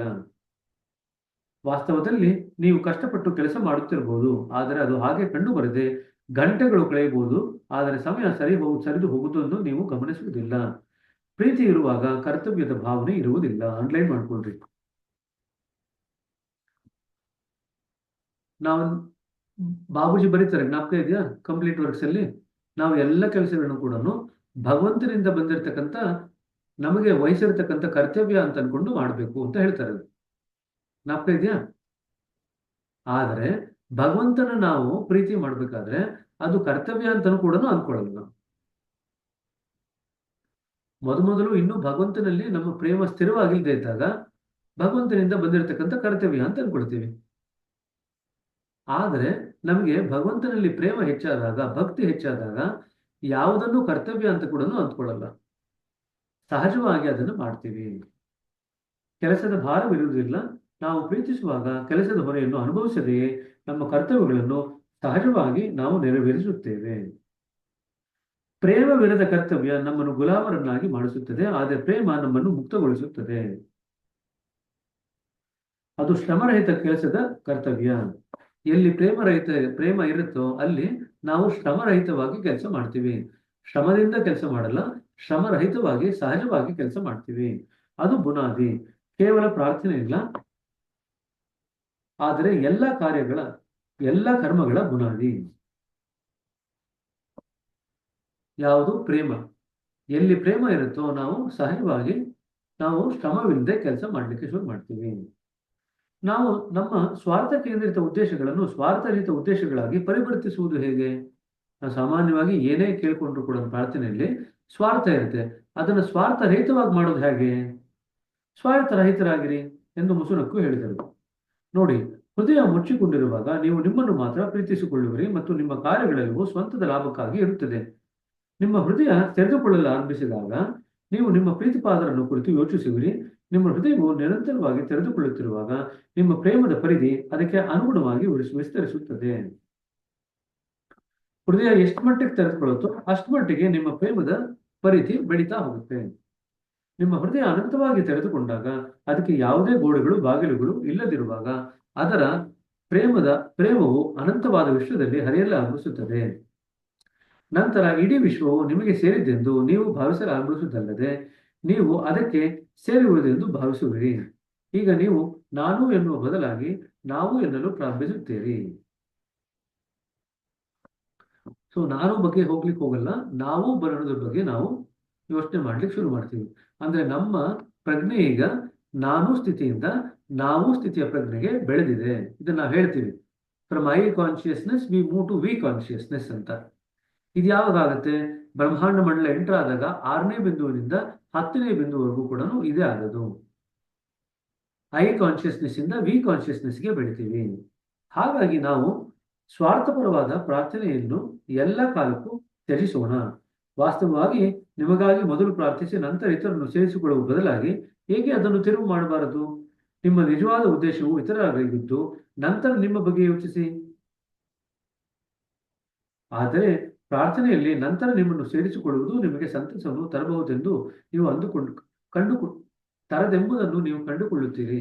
ಇತರರಿಗಾಗಿ ಪ್ರಾರ್ಥನೆ ಮಾಡಿಕೊಂಡು ಆಮೇಲೆ ನಮ್ಮನ್ನು ನಾವು ಸೇರಿಸಿಕೊಂಡ್ರು ಕೂಡ ಅಲ್ಲೂ ಕೂಡ ನಮಗೆ ಯಾವುದೇ ರೀತಿಯಾದಂಥ ಖುಷಿ ಆಗಲ್ಲ. ಎಲ್ಲವೂ ನಿಮ್ಮ ಸ್ವಂತದ ನೆನಪು ಪ್ರಾರ್ಥನೆಯನ್ನು ದುರ್ಬಲಗೊಳಿಸುತ್ತದೆ. ಎಲ್ಲವೂ ಕುಸಿದು ಬೀಳುತ್ತದೆ. ನಿಮಗೆ ಶ್ರದ್ಧೆ ಇದ್ದಲ್ಲಿ ದೇವರಿಗೆ ನಿಮ್ಮ ತಾಪಗಳನ್ನು ನೆನಪಿಸುವ ಅಗತ್ಯವಿದೆಯೇನು? ನಿಮಗೆ ಶ್ರದ್ಧೆ ಇರದಿದ್ದರೆ ಪ್ರಾರ್ಥಿಸುವುದಾದರೂ ಹೇಗೆ? ಒಪ್ಪಿಕೊಳ್ಳುವುದು ಉದಾತ್ತವಾದಂಥ ದಾರಿ. ನಿಮಗೆ ತಿಳಿದಂತೆ ನನ್ನ ಇಬ್ಬರು ಗುರುಗಳು ಹಲವು ಬಾರಿ ಅನಾರೋಗ್ಯದಿಂದ ಬಳಲುತ್ತಿದ್ದರು. ನನ್ನ ಅನಿಸಿಕೆ ಎಂದರೆ ತಮಗಿಂತ ಅಗಾಧವಾದ ಸಾಮರ್ಥ್ಯದಿಂದ ತಮ್ಮನ್ನು ತಾವೇ ಗುಣಪಡಿಸಿಕೊಳ್ಳಬಹುದಾಗಿತ್ತು. ಆದರೆ ಅವರ ಆಧ್ಯಾತ್ಮಿಕ ಆಯಾಮ ಆ ರೀತಿ ಆಗಲು ಅವಕಾಶ ಮಾಡಿಕೊಡಲಿಲ್ಲ. ಹಾಗಾಗಿ ಅವರು ಈ ಸಂದರ್ಭವನ್ನು ನಗುಮೊಗದಿಂದ ಮತ್ತು ಕೃತಜ್ಞತೆಯಿಂದ ಅದು ಬಂದಂತೆಯೇ ಒಪ್ಪಿಕೊಳ್ಳಲು ಇಚ್ಛಿಸಿದರು. ಸೊ ಆಧ್ಯಾತ್ಮಿಕ ಆಯಾಮದಿಂದ ಅವ್ರು ತಮ್ಮನ್ನು ತಾವು ಗುಣಪಡಿಸ್ಕೊಳ್ಳಿಕ್ಕಾಗಲ್ಲ. ತುಂಬಾ ಜನ ಅಭ್ಯಾಸಗಳಿಗೆ ಕೇಳ್ತಾರೆ, ಲಾಲಾಜಿ ಅವರಿಗೆ ಅಷ್ಟೊಂದು ಶಕ್ತಿ ಇದ್ದಿದ್ರೆ ಅವರು ತಮ್ಮ ಲಿವರ್ ಆಕ್ಸೆಸ್ ಏನಿತ್ತಲ್ಲ ಅದನ್ನ ಯಾಕೆ ಗುಣಪಡಿಸ್ಕೊಳ್ಳಿಲ್ಲ? ಬಾಬೂಜಿ ಅವ್ರಿಗೆ ಅಷ್ಟೊಂದು ಶಕ್ತಿ ಇದ್ದಿದ್ರೆ ಅವ್ರು ಅವ್ರಿಗಿದ್ದಂತ ಅನಾರೋಗ್ಯ ಅಥವಾ ವೀಕ್ನೆಸ್ ಏನಿತ್ತು, ಅವ್ರು ಯಾವಾಗ್ಲೂ ಆರೋಗ್ಯದಲ್ಲಿ ಕ್ಷೀಣವಾಗಿದ್ರು. ಅವ್ರ ಆರೋಗ್ಯ ಯಾವಾಗ್ಲೂ ಡೆಲಿಕೇಟ್ ಆಗಿರ್ತಿತ್ತು. ಏನೋ ಒಂಚೂರು ಏನಾರು ಆದ್ರೆ ಅವ್ರ ಆರೋಗ್ಯ ಕೆಡ್ತಾ ಇತ್ತು. ಹಾಗಿದ್ದಲ್ಲಿ ಅವ್ರ ಆರೋಗ್ಯನ ಯಾಕೆ ಬಲಪಡಿಸ್ಕೊಳ್ಳಿಲ್ಲ ಅವ್ರಿಗೆ ಅಷ್ಟೊಂದು ಶಕ್ತಿ ಇದ್ರೆ ಅಂತ ಕೇಳ್ತಾರೆ. ನಾವು ಅದಕ್ಕೆ ಹೇಳುದು, ನಮಗೆ ದೇಹ ಮನಸ್ಸುಗಳ ಪ್ರಜ್ಞೆ ಇರೋವರೆಗೂ ಅಷ್ಟೇ ಕೂಡ ನಾವು ನಮ್ಮ ಆರೋಗ್ಯದ ಮೇಲೆ ಕೆಲಸ ಮಾಡ್ಕೋಬಹುದು. ದೇಹ ಮನಸ್ಸುಗಳ ಪ್ರಜ್ಞೆಯ ಮೀರಿದ ಮೇಲೆ ನಾವು ಬೆಳೆದು ಬಿಟ್ರೆ ನಮ್ಮ ಆರೋಗ್ಯದ ಕಡೆ ನಾವು ಗಮನ ಕೊಡ್ಲಿಕ್ಕೆ ಆಗಲ್ಲ. ನಾವು ಪ್ರತಿಯೊಂದು ದಿನ ನಾವು ಸೇರಿದಾಗ ಮೊದಲು ಗುರುಗಳ ಆರೋಗ್ಯ ಮತ್ತು ಆಯುಷಿಗೋಸ್ಕರ ಪ್ರಾರ್ಥನೆ ಮಾಡೋಣ ಅಂತ ಮಾಡ್ತೀವಲ್ಲ. ಯಾಕೆ ಮಾಡ್ತೀವಿ ಅಂತ ಈಗ ಅರ್ಥ ಆಯ್ತಾ? ಯಾಕೆ ಮಾಡ್ತೀವಿ ಅಂತಂದ್ರೆ ಗುರುಗಳು ದೇಹ ಮತ್ತು ಮನಸ್ಸಿನ ಪ್ರಜ್ಞೆಯನ್ನು ಮೀರಿ ಬೆಳೆದಿರ್ತಾರೆ. ಅವ್ರಿಗೆ ತಮ್ಮ ದೇಹ ಮತ್ತು ಮನಸ್ಸನ್ನ ಏನು ಮಾಡ್ಕೊಳ್ಳಿಕ್ ಆಗಲ್ಲ. ಅವ್ರಿಗೆ ಆರೋಗ್ಯ ಬೇಕಂತಂದ್ರೆ ಇತರರವ್ರಿಗೋಸ್ಕರ ಪ್ರಾರ್ಥನೆ ಮಾಡ್ಬೇಕು. ಯಾರು ಪ್ರಾರ್ಥನೆ ಮಾಡ್ಬೋದು? ಯಾರಿಗೆ ದೇಹ ಮನಸ್ಸಿನ ಪ್ರಜ್ಞೆ ಇನ್ನೂ ಇದೆಯೋ ಅವರು ಪ್ರಾರ್ಥನೆ ಮಾಡ್ಬೋದು. ನಾವು ದೇಹ ಮನಸ್ಸಿನ ಪ್ರಜ್ಞೆಯನ್ನು ಮೀರಿ ಹೋದಾಗ ನಾವು ಪ್ರಾರ್ಥನೆ ಮಾಡ್ಲಿಕ್ಕಾಗಲ್ಲ ಗುರುಗಳಿಗೆ. ಯಾರಿಗೆ ದೇಹ ಮನಸ್ಸಿನ ಪ್ರಜ್ಞೆ ಇದೆಯೋ ಅವರು ಗುರುಗಳಿಗೆ ಪ್ರಾರ್ಥನೆ ಮಾಡ್ಬೋದು. ಹಾಗಾಗಿ ಯಾರು ಅಭ್ಯಾಸಗಳಿಗೆಲ್ಲ ಇನ್ನೂ ದೇಹ ಮನಸ್ಸಿನ ಪ್ರಜ್ಞೆ ಇರುತ್ತೆ, ಹಾಗಾಗಿ ಅವರು ಪ್ರಾರ್ಥನೆ ಮಾಡ್ಬೇಕು. ಇದು ಅರ್ಥ ಆಗ್ತಿದ್ಯಾ ಇದರ ತತ್ವ? ಆಧ್ಯಾತ್ಮಿಕ ಆಯಾಮ ಅಂತಂದ್ರೆ ದೇಹ ಮನಸ್ಸುಗಳ ಪ್ರಜ್ಞೆಯನ್ನು ಮೀರಿದಂತ ಸ್ಥಿತಿಗೆ ನಾವು ಹೋಗ್ಬಿಟ್ಟಾಗ ನಾವು ನಮ್ಮ ಆರೋಗ್ಯಕ್ಕಾಗಿ ಏನನ್ನು ಮಾಡ್ಕೊಳ್ಳಿಕ್ಕೆ ಆಗಲ್ಲ. ಯಾಕೆಂದ್ರೆ ನಮ್ಮ ಆರೋಗ್ಯದ ಬಗ್ಗೆ ನಮ್ಗೆ ಚಿಂತೆ ಬರ್ಲಿಕ್ಕೆ ಸಾಧ್ಯ ಇಲ್ಲ. ಏನ್ ಬಂದ್ರು ಒಪ್ಕೊಳ್ತೀವಿ ಅಷ್ಟೇ. ಅವರು ಅದೇ ಲಾಲಾಜಿಯವರು ಬಾಬೂಜಿಯವರು ಮಾಡಿದ್ದು. ಇದು ಅರ್ಥ ಆಯ್ತಾ ಯಾಕೆ ಪ್ರಾರ್ಥನೆ ಮಾಡ್ತೀವಿ ಅಂತ? ಎಷ್ಟೋ ಸತಿ ನಿಮ್ಗೆ ಖಾನಾಯಿಂದ ಮೆಸೇಜ್ ಬರುತ್ತೆ, ಗುರುಗಳಿಗೆ ಅನಾರೋಗ್ಯವಾಗಿದೆ, ದಯವಿಟ್ಟು ಎಲ್ಲರೂ ಪ್ರಾರ್ಥನೆ ಮಾಡಿರಿ ಅಂತ ಮೆಸೇಜ್ ಬರುತ್ತೆ. ಕರೆಕ್ಟ್ ಅಲ್ವಾ? ಯಾಕಂತಂದ್ರೆ ದೇಹ ಮನಸ್ಸುಗಳ ಪ್ರಜ್ಞೆಗಳ ಒಂದು ಆಯಾಮವನ್ನು ಮೀರಿದಂತ ವ್ಯಕ್ತಿ ತನ್ನ ಆರೋಗ್ಯವನ್ನು ಕಾಪಾಡ್ಕೊಳ್ಲಿಕ್ಕಾಗಲ್ಲ. ಸಣ್ಣ ಮಗು ತರ ಆಗೋಗ್ತಾರೆ. ಮಗು ತನ್ನ ಆರೋಗ್ಯವನ್ನು ತಾನು ನೋಡ್ಕೊಳ್ಲಿಕ್ಕಾಗತ್ತಾ? ಮಗುವಿನ ಆರೋಗ್ಯನ ಯಾರು ನೋಡ್ಕೊಳ್ತಾರೆ? ಅಪ್ಪ ಅಮ್ಮ ನೋಡ್ಕೊಳ್ತಾರೆ. ಮಗು ಆಗಿದ್ದಾಗ ಮಗು ತನ್ನ ಆರೋಗ್ಯನ ತಾನೇ ನೋಡ್ಕೊಳ್ಲಿಕ್ಕೆ ಆಗಲ್ಲ. ಹಾಗಾದ್ರೆ ಈ ಪ್ರಶ್ನೆ ಕೇಳ್ತೀನಿ ಈಗ, ಮಗು ತನ್ನ ಆರೋಗ್ಯನ ತಾನೇ ಯಾಕೆ ನೋಡ್ಕೊಳ್ಲಿಕ್ಕೆ ಆಗಲ್ಲ? ಗುರುಗಳೇನೋ ಸರಿ, ದೇಹ ಮತ್ತು ಮನಸ್ಸಿನ ಪ್ರಜ್ಞೆ ಮೀರಿ ಹೋಗಿದ್ದಾರೆ, ನೋಡ್ಕೊಳ್ಲಿಕ್ಕೆ ಆಗಲ್ಲ. ಮಗುನು ನೋಡ್ಕೊಳ್ಲಿಕ್ಕೆ ಆಗಲ್ಲ ಅಂತ ಹೇಳ್ತಿದೀವಿ. ಮತ್ ಮಗು ಯಾಕೆ ನೋಡ್ಕೊಳ್ಲಿಕ್ಕೆ ಆಗಲ್ಲ? ಯಾರ್ದು ಉತ್ತರ ಹೇಳ್ರಿ.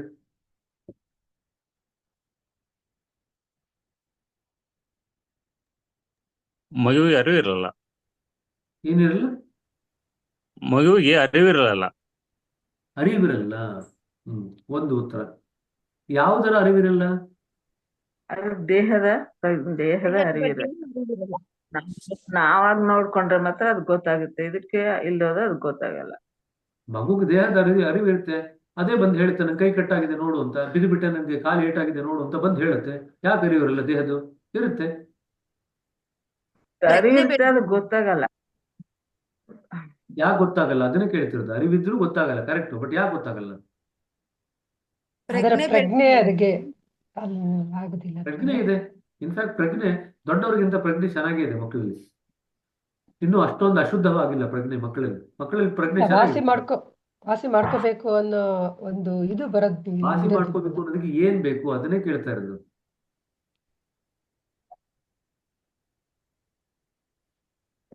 ಪ್ರಜ್ಞೆ ಬೆಳ್ದಿರಲ್ಲ. ಈ ಪ್ರಜ್ಞೆ ಬೆಳೆದಿರಲ್ಲ. ಪ್ರಜ್ಞೆ ಚೆನ್ನಾಗೇ ಇದೆ. ಪ್ರಜ್ಞೆ ಇನ್ಫ್ಯಾಕ್ಟ್ ದೊಡ್ಡವರಿಗಿಂತ ಚೆನ್ನಾಗಿದೆ ಅಂತ ಹೇಳ್ತಿದ್ದೀನಿ. ಏನೋ ಒಂದು ಬೆಳೆದಿರಲ್ಲ. ಆ ಬೆಳೆದಿರೋದು ಏನಿಲ್ಲ ಅಂತ ನಾನು ಕೇಳ್ತಾ ಇದ್ದೀನಿ. ಬೆಳೆದಿರಲ್ಲ ಜ್ಞಾನ ಜ್ಞಾನ ಅವಳಿಗೆ ಅಂತ ಸಾಮಾನ್ಯ ಭಾವನೆ ಸ್ಥಳದಲ್ಲಿ ಹೇಳ್ತಾಯ್ತು ಅಂತಂದ್ರೆ ಜ್ಞಾನ ಅಲ್ಲ, ಬುದ್ಧಿ ಬೆಳೆದಿರಲ್ಲ. ಭಾವನೆ ಬುದ್ಧಿ ಬೆಳೆದೇ ಇದ್ದಾಗ ಮಗು ತನ್ನನ್ನು ತಾನು ನೋಡ್ಕೊಳ್ಳಿಕ್ಕೆ ಆಗಲ್ಲ. ಗುರುಗಳು ಬುದ್ಧಿಯ ಸ್ತರದಿಂದ ದಾಟಿ ಹೋಗಿರ್ತಾರೆ, ಭಗವಂತನ ಜೊತೆಗೆ ಅಲೈನ್ ಆಗಿರ್ತಾರೆ, ತಮ್ಮನ್ನು ತಾವು ಜೋಡಿಸ್ಕೊಂಡಿರ್ತಾರೆ. ಅಲ್ಲಿ ಬುದ್ಧಿಯ ಅಗತ್ಯ ಇರೋದಿಲ್ಲ. ಹಾಗಾಗಿ ಬುದ್ಧಿ ಹೊರಟೋಗಿರುತ್ತೆ. ಭಗವಂತನಿಂದ ಏನು ಆಜ್ಞೆಗಳು ಬರುತ್ತೆ ಅದನ್ನ ಶಿರಸಾ ವಹಿಸೋದಷ್ಟೇ ಅವ್ರ ಕೆಲಸ. ಇದು ಗುರುಗಳ ಸ್ಥಿತಿ. ಅವರಿಗೆ ಬುದ್ಧಿ ಯಾವ ಕೆಲಸಕ್ಕೂ ಉಪಯೋಗಕ್ಕೂ ಬರಲ್ಲ. ಹಾಗಾಗಿ ಏನಾಗುತ್ತೆ, ಬುದ್ಧಿನ ಅವರು ದಾಟಿ ಹೋಗಿರ್ತಾರೆ. ದೇಹ ಮನಸ್ಸುಗಳ ಪ್ರಜ್ಞೆಯನ್ನು ಮೀರೋದು ಅಂತಂದ್ರೆ ಬುದ್ಧಿಯನ್ನು ದಾಟದಂಗಾಯ್ತು.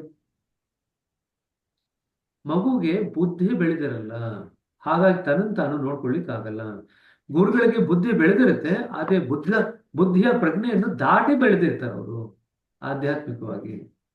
ಹಾಗಾಗಿ ಅವರು ತಮ್ಮನ್ನು ತಾವು ನೋಡ್ಕೊಳ್ಳಲ್ಲ. ಒಂದು ಕಡೆ ಬುದ್ಧಿ ಬೆಳೆದಿಲ್ಲ, ಇನ್ನೊಂದು ಕಡೆ ಬುದ್ಧಿಯ ಸ್ತರವನ್ನು ಮೀರಿ ಬೆಳೆದಿರೋದ್ರಿಂದ ಅಲ್ಲಿ ನೋಡ್ಕೊಳ್ಳಿಕ್ಕಾಗಲ್ಲ. ಬುದ್ಧಿ ನಡುವಣ ಸ್ಥಿತಿ ಅಷ್ಟೇ. ಅರ್ಥ ಆಯ್ತಾ? ಸೊ ಪ್ರಜ್ಞೆ ಅಂದ್ರೆ ಇನ್ಫ್ಯಾಕ್ಟ್ ಜ್ಞಾನ ಮಕ್ಕಳಲ್ಲಿ ಬುದ್ಧಿ ಚೆನ್ನಾಗೇ ಇರುತ್ತೆ. ಅದನ್ನು ಬುದ್ಧಿ ಅಂತ ಹೇಳಿದ್ರೆ ಜ್ಞಾನ ಅಂತ ಕರೆದ್ರೂ ಆಗುತ್ತೆ. ಸಾಮಾನ್ಯ ಸ್ತರದಲ್ಲಿ ನಾವು ಅದನ್ನು ಬುದ್ಧಿ ಅಂತ ಕರಿತೀವಿ. ಮಕ್ಕಳಿಗೆ ಜ್ಞಾನ ಇಲ್ಲ ಅಂತ ಹೇಳಲ್ಲ, ಮಕ್ಕಳಿಗೆ ಬುದ್ಧಿ ಇಲ್ಲ ಅಂತ ಹೇಳ್ತೀವಿ ಸಾಮಾನ್ಯ ಭಾಷೆಯಲ್ಲಿ, ಅಲ್ವಾ? ನೀವು ಬೈತೀರಾ, ನೀವು ಮನೆಯಲ್ಲಿ ಏನ್ ಜ್ಞಾನ ಇರ್ಲಿಲ್ವ ಅಂತ ಬೈತೀರಾ, ಬುದ್ಧಿ ಇರ್ಲಿಲ್ವ ಅಂತ ಬೈತೀರಾ, ಏನಂತ ಬೈತೀರಾ? ಬುದ್ಧಿ ಇರ್ಲಿಲ್ವ ಅಂತ. ಬುದ್ಧಿ ಬುದ್ಧಿ ಇಲ್ಲ ಇಲ್ಲ ಅಂತ ಅಂತ ಬರೀ ಹೇಳ್ತಾರೆ ಸಾಮಾನ್ಯ ಸ್ತರದಲ್ಲಿ, ಅಲ್ವಾ? ಜ್ಞಾನ ಅಂತ ಹೇಳಲ್ಲ. ನಾವು ಹೇಳಲ್ಲ. ಜ್ಞಾನ ಬೇರೆ ಸಂದರ್ಭದಲ್ಲಿ ಜ್ಞಾನದ ಪದ ಉಪಯೋಗಿಸ್ತೀವಿ. ಸರಿ. ನಂತರ ಇವರ ಕಣ್ಣುಗಳು ಹೊಳೆದವು, ಅವರು ಧನಿಗೂಡಿಸಿದರು. ನೀವು ಅಪರಿಪೂರ್ಣತೆಯನ್ನು ನೀವು ಒಪ್ಪುಕೊಳ್ಳಬೇಕೆಂದು ಇದರ ಅರ್ಥವಲ್ಲ. ಈಗ ತಾನೇ ಹೇಳಿದ್ರು, ಯಾರನ್ನಾದ್ರೂ ಏನಾದ್ರು ಸ್ವೀಕಾರ ಮಾಡುದು ಅಂತಂದ್ರೆ ಯಾಕೆ ಸ್ವೀಕಾರ ಮಾಡ್ತೀವಿ ಅಂದ್ರೆ ನಮ್ಮಲ್ಲಿ ಅಪೂರ್ಣತೆ ಇದ್ದಾಗ ಇನ್ನೊಬ್ಬರ ಹತ್ರ ಸ್ವೀಕಾರ ಮಾಡ್ತೀವಿ. ಹಾಗಾದ್ರೆ ಅಪರಿಪೂರ್ಣತೆಯನ್ನ ಸ್ವೀಕಾರ ಮಾಡೋದಲ್ಲ, ಅದು ಹಾಗೆ ಇರ್ಲಿ ಅಂತ ಬಿಟ್ಬಿಡುತ್ತಲ್ಲ. ಒಂದು ನಿಮಿಷ ಹಿಂದೆ ನೀವು ಮುಕ್ತ ಹೃದಯಗಳ ಬಗ್ಗೆ ಹೇಳಿದ್ದೀರಿ, ಆದರೆ ಅದೇನೆಂದು ನಿಜವಾಗಿ ನೀವು ನನಗೆ ಹೇಳಬಲ್ಲಿರಾ? ಒಂದು ಮುಚ್ಚಿದ ಹೃದಯವನ್ನು ಕುರಿತು ಆಲೋಚಿಸಿ, ಮುಕ್ತ ಅದರ ಅರ್ಥವಾಗುವುದು. ಆಗಲಿ ನಾನು ಹೇಳಿದೆ, ನೀವು ಹೇಳಿದ್ದು ತಿಳಿಯಿತು, ಆದರೆ ನೀವು ತಪ್ಪು ತಿಳಿಯದಿದ್ದಲ್ಲಿ ನೀವು ಸ್ವಲ್ಪ ಅದನ್ನು ವಿವರಿಸಬೇಕೆಂದು ನಾನು ಬಯಸುತ್ತೇನೆ. ಈಗ ಜಾಶ್ವ ಫಲಕ್ ಬಿಡ್ತಾ ಇಲ್ಲ. ಮುಕ್ತ ಹೃದಯ ಅಂದ್ರೆ ಏನು, ನನಗೆ ಒಂಚೂರು ಎಕ್ಸ್ಪ್ಲೇನ್ ಮಾಡಿ ಅಂತ ಹೇಳ್ಕೊಂಡಿದ್ದಾರೆ. ನಾನು ನಿಮಗೆ ಒಂದು ಕಥೆಯನ್ನು ಹೇಳುತ್ತೇನೆ. ದಾಜು ಹೇಳಿದರು, ಪ್ರತಿ ಮುಂಜಾನೆ ಸೂರ್ಯನು ಪೂರ್ವದಲ್ಲಿ ಉದಯವಾಗಲು ಸಿದ್ಧತೆ ಮಾಡಿಕೊಳ್ಳುತ್ತಿದ್ದಂತೆ ಅವನ ಆಪ್ತ ಸಹಾಯಕನು ಸೂರ್ಯನು ಮರೆಯದೆ ಯಾರ ಮೇಲೆ ಪ್ರಕಾಶಿಸಬೇಕೆಂಬ ಹೆಸರುಗಳ ಒಂದು ಪಟ್ಟಿಯನ್ನು ಕಾಪಿಯೊಡನೆ ನೀಡುತ್ತಿದ್ದನು. ಸರ್, ಅರ್ಜೆಂಟೀನಾದಲ್ಲಿರುವ ಈ ಮನುಷ್ಯನಿಗೆ ನಿಮ್ಮ ಸುಖೋಷ್ಣತೆಯ ಹೆಚ್ಚಿನ ಅಗತ್ಯವಿದೆ. ಅವನ ಮೇಲೆ ಪ್ರಭಾವ ಬೀರಲು ಖಂಡಿತವಾಗಿ ಮರೆಯದಿರಿ. ಮತ್ತು ಸರ್, ಚೈನಾದಲ್ಲಿ ಸಂತೋಷದಿಂದಿರುವ ಒಂದು ಚಿಕ್ಕ ಹುಡುಗಿ ಇದ್ದಾಳೆ. ಅವಳು ನಿಮಗೆ ನೆನಪಿರಲಿ. ಒಂದು ದಿವಸ ಒಂದು ದೀರ್ಘವಾದ ಹಗಲನ್ನು ಬೆಳಗಿದ ನಂತರ ಸೂರ್ಯನು ಮುಳುಗಲು ಸಿದ್ಧನಾಗಿದ್ದ. ಆಗ ಅವನ ಆಪ್ತ ಸಹಾಯಕನು ಓಡಿ ಬಂದನು. ಸರ್, ನೀವು ಈಗ ಮುಳುಗಲು ಸಾಧ್ಯವಿಲ್ಲ. ನೀವು ಇನ್ನೂ ನಿಮ್ಮ ದಿನದ ಕೆಲಸವನ್ನು ಪೂರ್ತಿಗೊಳಿಸಿಲ್ಲ. ಏನು ನೀನು ಹೇಳುವುದು? ಸೂರ್ಯನು ಹೇಳಿದ, ನಾನು ಪ್ರತಿದಿನದಂತೆ ಇಡೀ ದಿನ ಬೆಳಗಿದ್ದೇನೆ. ಈಗ ನನಗೆ ಆಯಾಸವಾಗಿದೆ, ನನಗೆ ವಿಶ್ರಾಂತಿ ಬೇಕಾಗಿದೆ. ನಾನು ಮುಂಜಾನೆ ನಿಮಗೆ ಹೇಳಿದಂತೆ ಅರ್ಜೆಂಟೀನಾದಲ್ಲಿರುವ ಆ ಮನುಷ್ಯನ ನೆನಪಿದೆಯೇ? ಸೂರ್ಯನ ಸಹಾಯಕ ಕೇಳಿದ. ಹೌದು, ನೆನಪಿದೆ ಎಂದನು ಸೂರ್ಯ. ಆತ ಇಡೀ ದಿನ ಕತ್ತಲೆಯಲ್ಲಿ ಕುಳಿತಿದ್ದ. ನೀವು ಮಾತು ಕೊಟ್ಟಂತೆ ಅವನ ಮೇಲೆ ನೀವು ಪ್ರಕಾಶ ಬೀರಲಿಲ್ಲ. ಸೂರ್ಯನು ಒಂದು ಕ್ಷಣ ಸುಮ್ಮನಿದ್ದು ಹೇಳಿದ, ನನ್ನ ಪ್ರಿಯನೇ, ಎಲ್ಲರ ಸಲುವಾಗಿ ಸೇರಿ ಬೆಳಗುವುದು ನನ್ನ ಸ್ವಭಾವ ಮತ್ತು ನಾನು ಹಾಗೆ ಮಾಡಿದ್ದೇನೆ. ನೀನೇ ಹೇಳು, ಆ ಮನುಷ್ಯ ಕಿಟಕಿ ಬಾಗಿಲುಗಳನ್ನು ಮುಚ್ಚಿ ಪರದೆಯನ್ನು ಎಳೆದು ಇಡೀ ದಿನ ಮನೆಯೊಳಗೆ ಕುಳಿತರೆ ನಾನು ಏನು ಮಾಡಲಿ? ಇದು ಅಕ್ಷರಶಃ ಈಗಲೂ ನಾವೆಲ್ಲರೂ ಮಾಡ್ತಾ ಇದ್ದೀವಿ. ಯಾರು ಬಿಸಿಲಿಗೆ ಬರಲ್ಲ. ಬಿಸಿಲು ಅಂದ್ರೆ ಓಡೋಗ್ತೀವಿ ಮನೆ ಒಳಗಡೆ, ಹೌದೋ ಇಲ್ಲ? ಸೊ ಇಲ್ಲಿ ಒಂದು ಕಥೆನಲ್ಲಿ ನಮಗೂ ಈಗ ಅದರದ್ದು ಒಂದು ಲಾಭ ಆಗ್ಬೇಕಾಗಿದೆ. ಎಲ್ಲರೂ ಕೂಡ ಒಂದಿಷ್ಟು ಸಮಯ ಆದ್ರೂ ಬಿಸಿಲಿನಲ್ಲಿ ಕೂತ್ಕೊಳ್ಳೋದನ್ನ ಅಭ್ಯಾಸ ಮಾಡ್ಕೊಳ್ಳಿ. ಈ ವ್ಯಕ್ತಿ ತರ ಪರ್ದೆ ಹಾಕೊಂಡು ಮನೆ ಒಳಗಡೆ ರೂಮಲ್ಲಿ ಬಾಗಿಲು ಹಾಕೊಂಡು ಸಿಕ್ಕಾಕ್ಬಿಡ್ರಿ. ಹಾಗೆ ಸೂರ್ಯನ ಕಿರಣಗಳು ಈ ಅರ್ಜೆಂಟೀನಾ ವ್ಯಕ್ತಿ ಮೇಲೆ ಬೀಳಿಲ್ವೋ, ನಮ್ಮ ಮೇಲೂ ಬೀಳದೆ ಇದ್ರೆ ನಮಗೂ ಆರೋಗ್ಯ ಕ್ಷೀಣಿಸುತ್ತೆ. ಅರ್ಥ ಆಯ್ತಾ? ಪ್ರತಿ ದಿವಸ 1 ಗಂಟೆನಾದ್ರೂ ಸೂರ್ಯನ ಬೆಳಕಿನಲ್ಲಿ ಕೂತ್ಕೊಳ್ರಿ. ಬೆಳಗ್ಗೆ ಒಂದ್ ಸ್ವಲ್ಪ ಹೊತ್ತು, ಮಧ್ಯಾಹ್ನ ಒಂದ್ ಸ್ವಲ್ಪ ಹೊತ್ತು. ಮಧ್ಯಾಹ್ನದ ಬಿಸಿಲು ಬೇಕು, ಆದ್ರೆ ನೇರವಾಗಿ ಬಿಸಿಲಲ್ಲಿ ಕೂತ್ಕೊಳ್ಳೋಂತ ಅಗತ್ಯ ಇಲ್ಲ. ಮಧ್ಯಾಹ್ನ ಸ್ವಲ್ಪ ನೆರಳಲ್ಲಿ ಕೂತ್ಕೊಂಡ್ರು, ಮರದ ನೆರಳಲ್ಲಿ ಕೂತ್ಕೊಂಡ್ರು ನಮ್ಗೆ ಅದರ ಲಾಭ ಆಗುತ್ತೆ. ವಿಟಮಿನ್ ಡಿ ಬರ್ಬೇಕಲ್ಲ ಅದಕ್ಕೆ. ವಿಟಮಿನ್ ಡಿ ಮಾತ್ರ ಅಲ್ಲ, ಅದಕ್ಕಿಂತ ಹೆಚ್ಚಿಂದು ರೋಗ ನಿರೋಧಕ ಶಕ್ತಿ ಬರುತ್ತೆ. ಹೌದು. ವಿಟಮಿನ್ ಡಿ ಒಂದು ಕೆಲಸ ಅಷ್ಟೇನೆ, ರೋಗ ನಿರೋಧಕ ಶಕ್ತಿ ಬೆಳೆಯುತ್ತೆ. ನಾವು ಬೆಳಗ್ಗೆ ಸಾಯಂಕಾಲ ಎಳೆ ಬಿಸಿಲಲ್ಲಿ ಕೂತ್ಕೊಂಡ್ರೆ ನಾವು ಅಷ್ಟು ಬೇಗ ರೋಗ ಬರಲ್ಲ ನಮಗೆ. ಅರ್ಥ ಆಗ್ತಿದ್ಯಾ? ರೋಗ ನಿರೋಧಕ ಶಕ್ತಿನ ಜಾಸ್ತಿ ಮಾಡ್ಕೋಬೇಕಂದ್ರೆ ತುಂಬಾ ಜನಕ್ಕೆ ಪದೇ ಪದೇ ಇನ್ಫೆಕ್ಷನ್ಸ್ ಆಗ್ತಿದೆ ಅಂತ ಇಟ್ಕೊಳ್ರಿ. ಪದೇ ಪದೇ ಜ್ವರ ಬರ್ತಿದೆ, ಪದೇ ಪದೇ ನೆಗಡಿ ಕೆಮ್ಮು ಬರ್ತಿದೆ. ಅವು ಒಂದು ಸಿಂಪಲ್ ಕೆಲಸ ಮಾಡಿದ್ರೆ ಅದೆಲ್ಲ ಕಡಿಮೆ ಆಗುತ್ತೆ.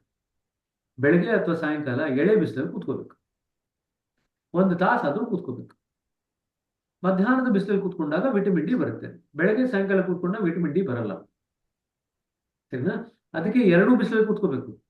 ವಿಟಮಿನ್ ಡಿ ಬೇಕಂದ್ರೆ 11 ಗಂಟೆಯಿಂದ 3 ಗಂಟೆ ಬಿಸಿಲಲ್ಲಿ ನೆರಳಲ್ಲಿ ಕೂತ್ಕೋಬೇಕು.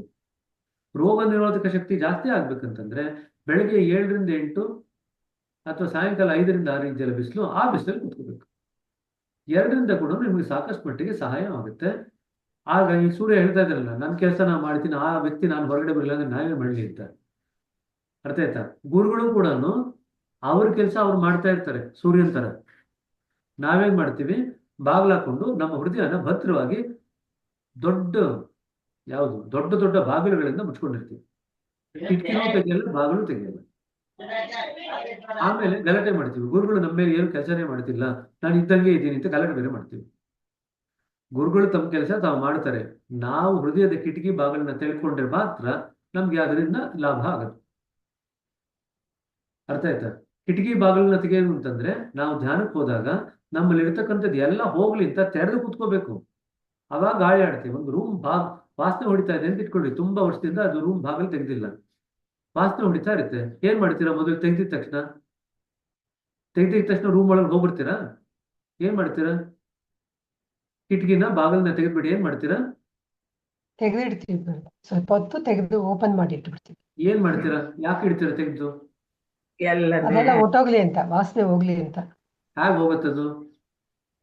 ಗಾಳಿ ಕಿಟಕಿ ಗಾಳಿ. ಬಾಗ್ಲೆ ಆ ಗಾಳಿ ಆಡ್ಲಿ ಅಂತ. ನೀವು ಬಾಗಿಲು ಕಿಟಕಿನ ಯಾಕೆ ತೆಗೆದಿರ್ತೀರಾ ಅಂದ್ರೆ ಗಾಳಿ ಆಡಿದ್ರೆ ಆ ಗಾಳಿ ವಾಸನೆನೆಲ್ಲ ತಗೊಂಡು ಹೋಗುತ್ತೆ ಅಂತ. ಅರ್ಥ ಆಗ್ತಿದ್ಯಾ? ಮೊದಲು ನಾವು ಧ್ಯಾನದಲ್ಲಿ ಕೂತ್ಕೊಂಡು ಗುರುಗಳಿಗೆ ನಮ್ಮ ಹೃದಯದ ಕಿಟಕಿ ಬಾಗಿಲು ತಗೊಂಡಾಗ ನಮ್ಮ ಹೃದಯದ ಕಿಟಕಿ ಬಾಗಿಲು ಎಷ್ಟೋ ಜನ್ಮಾಂತರಗಳಿಂದ ಮುಚ್ಚಿತ್ತಲ್ಲ, ಏನಾಗತ್ತೆ? ದುರ್ವಾಸನೆ ಹೊಡೆಯುತ್ತೆ ಅದು ತೆಗೆದಾಗ. ಹ್ಮ್. ಅರ್ಥ ಆಯ್ತಾ? ಅದೆಲ್ಲ ಕಾಲಕ್ರಮೇಣದಲ್ಲಿ ಗುರುಗಳ ಒಂದು ಶಕ್ತಿ ನಮ್ಮಲ್ಲಿ ಹರಿಲಿಕ್ಕೆ ಶುರು ಆದಾಗ, ಹಾಗೆ ಗಾಳಿ ಆ ದುರ್ವಾಸನೆ ಎಲ್ಲ ತೆಗೆದು ಹೋಗುತ್ತೋ, ಗುರುಗಳ ಶಕ್ತಿ ನಮ್ಮಲ್ಲಿ ಹರಿಲಿಕ್ಕೆ ಶುರು ಆದಾಗ ಬಾಗಿಲನ್ನ ಮತ್ತು ಕಿಟಕಿನ ಯಾವಾಗ ತೆಗೆದಿರ್ತೀರಾ? ಬರೀ ಧ್ಯಾನ ಟೈಮಲ್ಲಿ ಮಾತ್ರ ತೆಗೆದಿರ್ತೀರಾ ಅಥವಾ ಯಾವಾಗಲೂ ತೆಗಿಬೇಕಾ? ಯಾವಾಗ್ಲೂ ತೆಗ್ದಿಟ್ಕೋಬೇಕು. ಹೌದಾ ಇಲ್ಲ? ಅದಕ್ಕೇನೆ ನಾವ್ ಯಾವಾಗಲೂ ಹೃದಯದ ಕಡೆಗೆ ಒಂದು ಗಮನ ಇಟ್ಟಿರ್ಬೇಕು ಅಂತ ಹೇಳುದು. ಹೃದಯದ ಕಡೆ ಬಾಗಿಲು ಕಿಟಕಿ ತೆಗೆದುಕೊಂಡು ಒಂದು ಗಮನ ಅದರ ಕಡೆ ಇಟ್ಟಿದ್ರೆ ಗುರುಗಳ ಒಂದು ಶಕ್ತಿ ನಮ್ಮಲ್ಲಿ ಏನ್ ಕೆಲಸ ಮಾಡ್ತಿದೆ ಅಂತ ಗೊತ್ತಾಗುತ್ತೆ. ನಾವು ಅರ್ಧ ಗಂಟೆಗೆ ಕಿಟಕಿ ಬಾಗಿಲು ತೆಗೆದ್ವಿ ಮತ್ತೆ ಮುಚ್ಚಿದ್ವಿ ಅಂತ ಇಟ್ಕೊಡಿ, 23 ಗಂಟೆ, ಅದರಿಂದ ಕೆಲಸ ಆಗತ್ತೆ? ಏನೂ ಆಗಲ್ಲ. ಏನು ಆಗಲ್ಲ. ಅದೇ ರೀತಿಯಾಗಿ ಅರ್ಧ ಗಂಟೆ ಧ್ಯಾನ ಮಾಡ್ಬೇಕಾದ್ರೆ ಹೃದಯದ ಕಿಟಕಿ ಬಾಗಿಲನ್ನ ತೆಕ್ಕೊಳ್ತೀವಿ, ಅದಾದ್ಮೇಲೆ ಮತ್ತೆ ಬಂದ್ ಮಾಡಿ ಇಟ್ಕೊಳ್ತೀವಿ. ಇನ್ನು 23 ಗಂಟೆ ಎಲ್ಲಿ ಧ್ಯಾನದಲ್ಲಿ ಪ್ರಗತಿ ಆಗ್ತೀರಾ? ಯಾರು ಧ್ಯಾನದಲ್ಲಿ ಪ್ರಗತಿ ಆಗಲ್ಲ ಅಲ್ವಾ? ಸೊ ತೆರೆದಿಟ್ಕೊಳ್ಳೋದು ಅಂತಂದ್ರೆ, ಗುರುಗಳ ಕೆಲಸಕ್ಕೆ ನಮ್ಮ ಹೃದಯದ ಕಿಟಕಿ ಬಾಗಿಲನ್ನ ತೆಗೆದಿಟ್ಕೊಳ್ಳೋದು ಅಂತಂದ್ರೆ ನಿರಂತರವಾಗಿ ತೆಗೆದಿಟ್ಕೋಬೇಕು. ಆಗ ನೋಡಿ, ನಿರಂತರ ಸ್ಮರಣೆ ಅಲ್ಲಿ ಕೆಲಸಕ್ಕೆ ಬರುತ್ತೆ ನಿಮ್ಗೆ. ನಿರಂತರವಾಗಿ ಗುರುಗಳ ಸ್ಮರಣೆ ಮಾಡ್ತಿದ್ದಾಗ ಆ ಕಿಟಕಿ ಬಾಗಿಲೆಲ್ಲ ತೆಗೆದಿದಿರಲ್ಲ, ಈಗ ಜೋರಾಗಿ ಗಾಳಿ ಬಿಸ್ಲಿಕ್ಕೆ ಶುರು ಆಗುತ್ತೆ. ಈಗ ಇನ್ನೊಂದು ಇದೇ ಎಕ್ಸಾಂಪಲ್ ತಗೊಳ್ರಿ. ಕಿಟಕಿ ಬಾಗಿಲು ತೆಗೆದ್ರಿ, ಸಮ್ಮರ್, ಗಾಳಿನೇ ಆಡ್ತಾ ಇಲ್ಲ, ಏನಾಗತ್ತೆ? ಆ ವಾಸನೆ ಹೋಗ್ಲಿಕ್ಕೆ ಎಷ್ಟು ಸಮಯ ಆಗತ್ತೆ ಅಲ್ವಾ? ಈಗ ಅದೇ ಕೋಣೆಯ ಕಿಟಕಿ ಬಾಗಿಲನ್ನ ತೆಗೆದ್ರಿ, ಫ್ಯಾನ್ ಆನ್ ಮಾಡಿದ್ರಿ, ಫ್ಯಾನ್ ಏನ್ ಮಾಡುತ್ತೆ? ಗಾಳಿ ಬೀಸುತ್ತೆ. ಗಾಳಿ ವೇಗವಾಗಿ ಅದು ಹರಿಲಿಕ್ಕೆ ಅದು ಪ್ರಚೋದನೆ ಮಾಡುತ್ತಲ್ವಾ? ಆ ನಿರಂತರ ಸ್ಮರಣೆ ಫ್ಯಾನ್ ಇದ್ದಂಗೆ. ಗುರುಗಳ ನಿರಂತರ ಸ್ಮರಣೆ ಮಾಡಿದಾಗ ನಮ್ಮ ಹೃದಯದ ಕಿಟಕಿ ಬಾಗಿಲನ್ನ ತೆಗೆದಿಟ್ಕೊಂಡು ನಿರಂತರ ಸ್ಮರಣೆಯಲ್ಲಿ ಮಗ್ನರಾದಾಗ ನಮ್ಮಲ್ಲಿರ್ತಕ್ಕಂಥ ಎಲ್ಲ ತೊಡಕುಗಳು, ಆಧ್ಯಾತ್ಮಿಕ ತೊಡಕುಗಳೆಲ್ಲ ಹೊರಟೋಗುತ್ತೆ, ವೇಗವಾಗಿ ಹೊರಟೋಗುತ್ತೆ. ಅರ್ಥ ಆಯ್ತಾ? ಇದು ನೀವು ಹೋಮ ಮಾಡ್ಬೇಕಾದ್ರೆ ಫ್ಯಾನ್ ಆಗ್ತಾ ನೋಡಿದಿರಾ? ಆ ಗಾಳಿನೆಲ್ಲ ಒಂದ್ ಕಡೆಯಿಂದ ಸಕ್ ಮಾಡಿ ಹೊರಗಡೆ ಎಸಿಲಿಕ್ಕೆ ನಿರಂತರ ಸ್ಮರಣೆ ಹಾಗೆ ಕೆಲಸ ಮಾಡುತ್ತೆ. ನಮ್ಮಲ್ಲಿರ್ತಕ್ಕಂಥ ನ್ಯೂನತೆಗಳನ್ನೆಲ್ಲ ಸಕ್ ಮಾಡಿ ಅದು ಹೊರಗಡೆ ಬಿಸಾಕ್ಬಿಡುತ್ತೆ. ಯಾಕೆ ಹೊರಗಡೆ ಬಿಸಾಕತ್ತೆ ಅಂತಂದ್ರೆ, ಅದು ನಮ್ಮ ಹೃದಯ ಗುರುಗಳ ವಾಸಕ್ಕೆ ಯೋಗ್ಯವಾದಂತ ಸ್ಥಾನವಾಗಿ ನಮ್ಮ ಹೃದಯನ ಪರಿವರ್ತನೆ ಮಾಡುತ್ತೆ. ನಿರಂತರ ಸ್ಮರಣೆ. ಅರ್ಥ ಆಗ್ತಿದೆಯಾ? ನೀವು ಎರಡು ಬೇಕಾದ್ರೆ ನೋಡಿ, ಹೋಮ ಮಾಡ್ತಿರಲ್ಲ ಮನೆಯಲ್ಲಿ, ಒಂದು ನಾರ್ಮಲ್ ಫ್ಯಾನ್ ಆನ್ ಮಾಡಿ, ಇನ್ನೊಂದು ಆ ಸಕ್ ಮಾಡತಕ್ಕಂಥ ಫ್ಯಾನ್ ಆನ್ ಮಾಡಿ. ಯಾವ ಜಾಸ್ತಿ ಕೆಲಸ ಮಾಡುತ್ತೆ ಅಂತ ನೋಡಿದ್ದೀರಾ?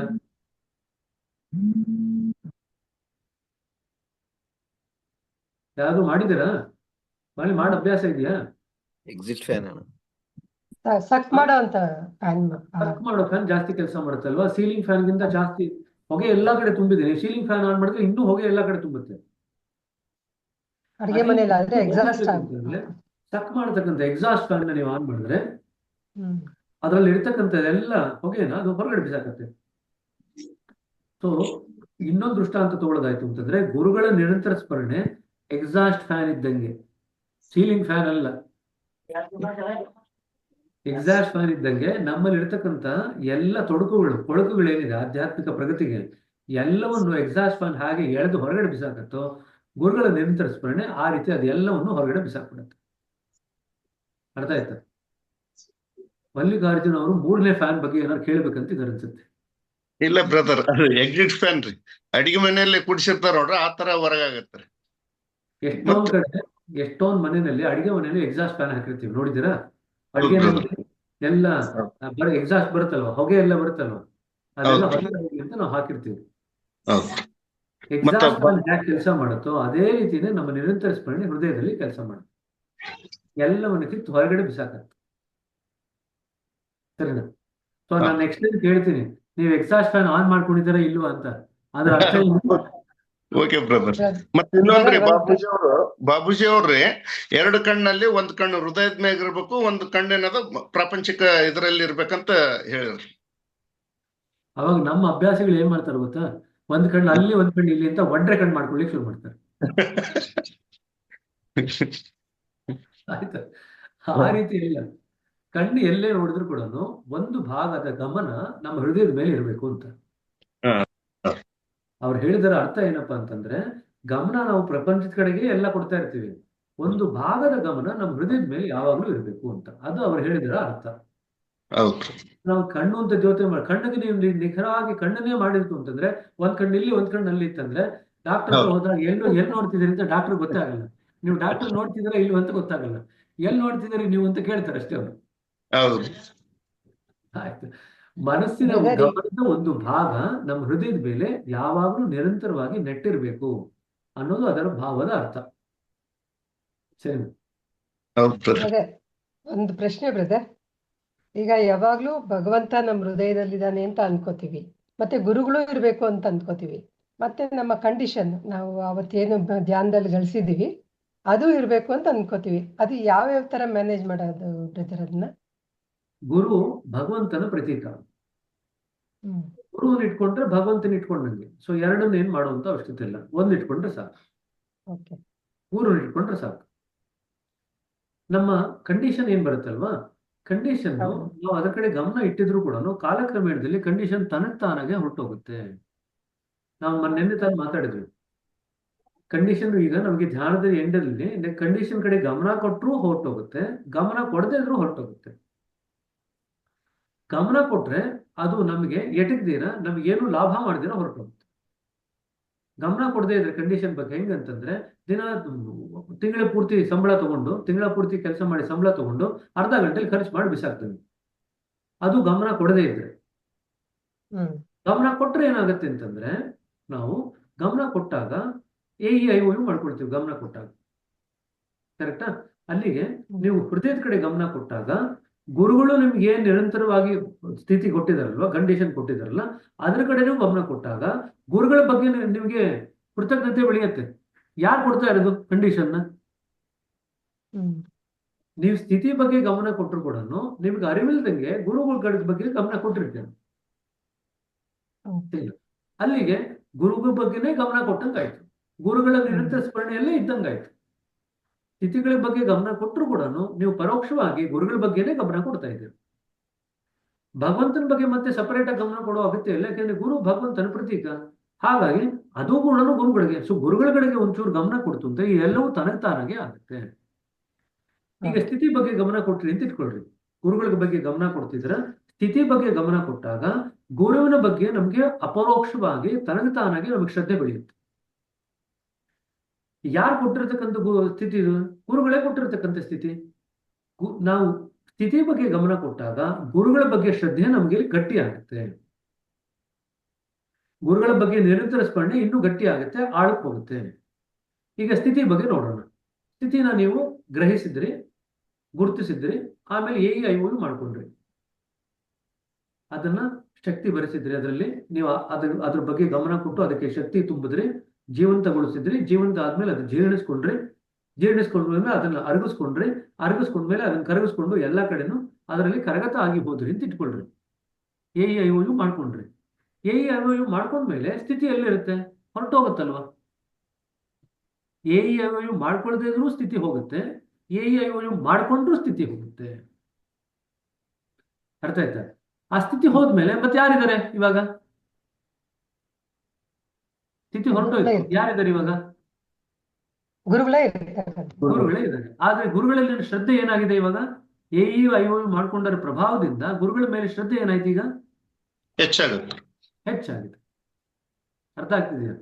ಪ್ರತಿ ಸತಿ ನೀವು AEIOU ಮಾಡ್ಕೊಳ್ತಿದ್ದಂಗೆನೆ ಗುರುಗಳ ಮೇಲಿನ ಶ್ರದ್ಧೆ ಹೆಚ್ಚಾಗ್ತಾ ಹೋಗುತ್ತೆ. ನಿರಂತರ ಸ್ಮರಣೆ ಇನ್ನೂ ಗಟ್ಟಿ ಆಗ್ತಾ ಹೋಗುತ್ತೆ. ನಿರಂತರ ಸ್ಮರಣೆ ಇನ್ನೂ ಗಟ್ಟಿ ಆಗ್ತಿದ್ದಂಗೆನೆ ಹೊಸ ಸ್ಥಿತಿಗಳು ಬರ್ಲಿಕ್ಕೆ ಆರಂಭ ಆಗುತ್ತೆ. ಅರ್ಥ ಆಗ್ತಿದ್ಯಾ? ಒಂದ್ ಇಟ್ಕೊಂಡ್ರೆ ಮೂರು ಬರುತ್ತೆ ಅಲ್ವಾ ಬ್ರದರ್? ಮಾಡ್ಕೊಂಡ್ರೆ ಎಲ್ಲವೂ ಒಂದಂಗೆ ಆಯ್ತು. ಆದ್ರೆ ನಿರಂತರ ಸ್ಮರಣೆ ಮಾಡ್ಕೊಳ್ಳೋದು, ಸ್ಥಿತಿಗಳ ಬಗ್ಗೆ ನಾವು AEIOU ಮಾಡ್ಕೊಳ್ಳೋದ್ರಿಂದ ಗುರುಗಳಲ್ಲಿ ಶ್ರದ್ಧೆ ಬೆಳೆಯುತ್ತೆ.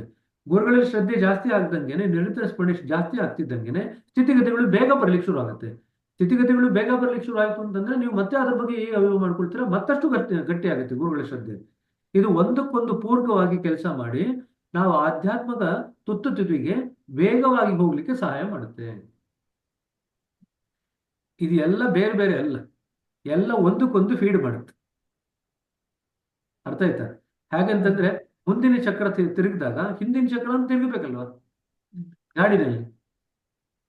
ಸೊ ಮುಂದಿನ ಚಕ್ರ ತಿರುಗಿದಾಗ ಸ್ಥಿತಿ ಬಗ್ಗೆ ಗಮನ ಕೊಟ್ಟಂಗೆ ಅದ್ರ ಜೊತೆಯಾಗಿ ಹಿಂದಿನ ಚಕ್ರನೂ ತಿರುಗ್ತಾ ಇರುತ್ತೆ. ಗುರುಗಳ ಬಗ್ಗೆ ಶ್ರದ್ಧೆ ಜಾಸ್ತಿ ಆಗ್ತಾ ಇರುತ್ತೆ. ಗೊತ್ತಾಯ್ತಾ? ಸೊ ಒಳ್ಳೆ ಪ್ರಶ್ನೆ ಕೇಳಿದ್ರು. ಇದೇ ಫಸ್ಟ್ ಟೈಮ್ ಯಾರು ಪ್ರಶ್ನೆ ಕೇಳಿದ್ರು. ನಿರಂತರ ಸ್ಮರಣೆ ಮತ್ತು ಸ್ಥಿತಿಗತಿಗಳ ಬಗ್ಗೆ ನಾವು ಗಮನ ಕೊಡೋದು, AEIO ಮಾಡ್ಕೊಳ್ಳೋದು, ಇವೆರಡು ಹ್ಯಾಕ್ ಸಂಬಂಧಪಟ್ಟಿದೆ ಅಂತ. ನಾನು ಬೇರೆಯವ್ರನ್ನು ಕೇಳಿದ್ದೆ ಬ್ರದರ್ ಇದನ್ನ. ಅವ್ರು ಭಗವಂತನ ಪ್ರೇ ಮಾಡ್ಕೋಬೇಕಷ್ಟೇ ಅಂತಂದ್ರು. ಬಟ್ ನನ್ಗೆ ಸ್ಯಾಟಿಸ್ಫೈ ಆಗಿರ್ಲಿಲ್ಲ. ಗುರುಗಳು ಭಗವಂತನ ಪ್ರತೀಕ. ಗುರುಗಳು ಭಗವಂತನ ಸ್ಥಿತಿಯಲ್ಲಿ ನೆಲೆಯಾಗಿರ್ತಾರೆ. ಅದಕ್ಕೆ ಜೀವಂತ ಗುರುಗಳಿಗೆ ಅಷ್ಟು ಮಹತ್ವ. The living master is almost akin to god only. He is not god, but he is totally divinized. ನಾವು ಕೂಡ ಭಗವಂತ ಆಗ್ಲಿಕ್ಕೆ ಸಾಧ್ಯ ಇಲ್ಲ. ನಾವು ಕೂಡ ಭಗವದೀಕರಣಗೊಳ್ಬಹುದು. ವಿ ಕ್ಯಾನ್ ಬಿಕಮ್ ಡಿವಿನೈಸ್ಡ್, ಭಗವದೀಕರಣ ಆಗ್ಬೋದು. ಆದ್ರೆ ನಾವೇ ಭಗವಂತ ಆಗ್ಲಿಕ್ಕೆ ಸಾಧ್ಯವಿಲ್ಲ. ಸೊ ನಾವೇನ್ ಮಾಡ್ತೀವಿ, ಜೀವಂತ ಗುರುನ ಹಿಡ್ಕೊಂಡು ಅವ್ರ ಬಗ್ಗೆನೇ ನಾವು ಗಮನ ಕೊಟ್ಟಾಗ ಅವ್ರು ಯಾವ ಸ್ಥಿತಿನಲ್ಲಿದ್ದಾರೆ, ಅವ್ರು ಯಾವ ಹಂತದವರೆಗೂ ಪ್ರಜ್ಞೆಯಲ್ಲಿ ಬೆಳೀತಿದ್ರೆ ಆ ಹಂತದವರೆಗೂ ಕೂಡ ನಾವು ಪ್ರಜ್ಞೆಯಲ್ಲಿ ಬೆಳೀತಾ ಹೋಗ್ತೀವಿ. ನಿಮ್ಮ ಮನಸ್ಸಿನಲ್ಲಿ ನೀವು ಯಾರನ್ನು ನೆನೆಸ್ತೀರೋ ಆ ಪ್ರಜ್ಞೆಗೆ ಪೂರಕವಾಗಿ ನಿಮ್ಮ ಪ್ರಜ್ಞೆ ಬೆಳೆಯುತ್ತೆ. ಗುರುಗಳು ಪ್ರಜ್ಞೆಯನ್ನು ದಾಟೇ ಹೋಗಿದ್ದಾರೆ ಅಂತ ಇಟ್ಕೊಂಡ್ರೆ ಅಂತಹ ವ್ಯಕ್ತಿ ನಾವು ನೆನೆಸಿದಾಗ ನಾವು ಕೂಡ ಪ್ರಜ್ಞೆಯನ್ನು ದಾಟಿ ಹೋಗಿ ಬೆಳಿತೀವಿ.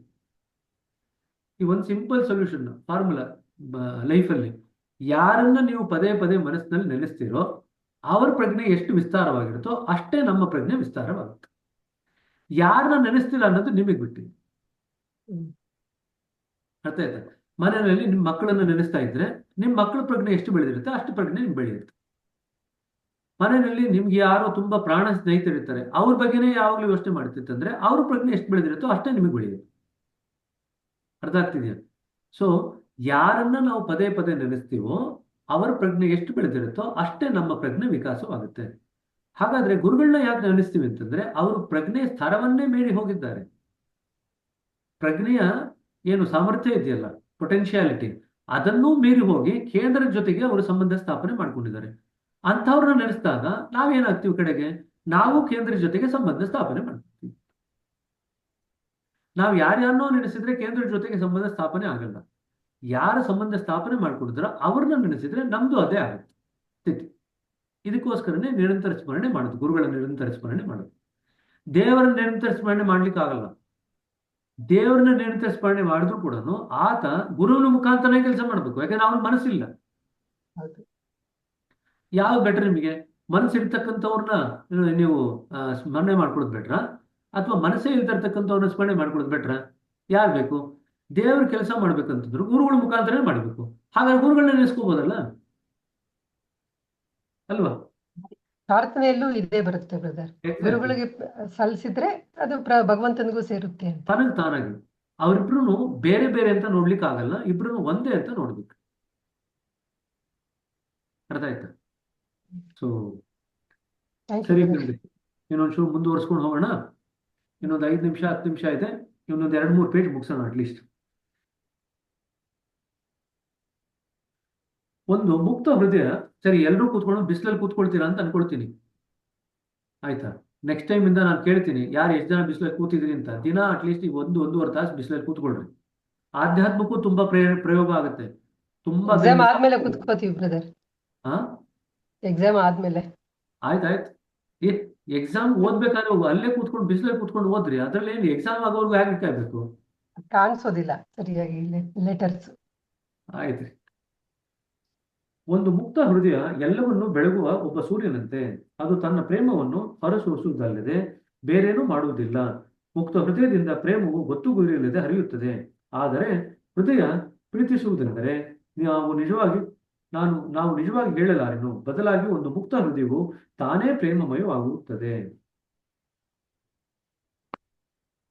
ಮತ್ತು ಯಾರೇ ಅದರ ಅಡಿಯಲ್ಲಿ ಬಂದರೂ ಅವರನ್ನು ಪ್ರೀತಿಸಲ್ಪಡುವಂತೆ ಭಾವನೆ ಆಗುತ್ತದೆ.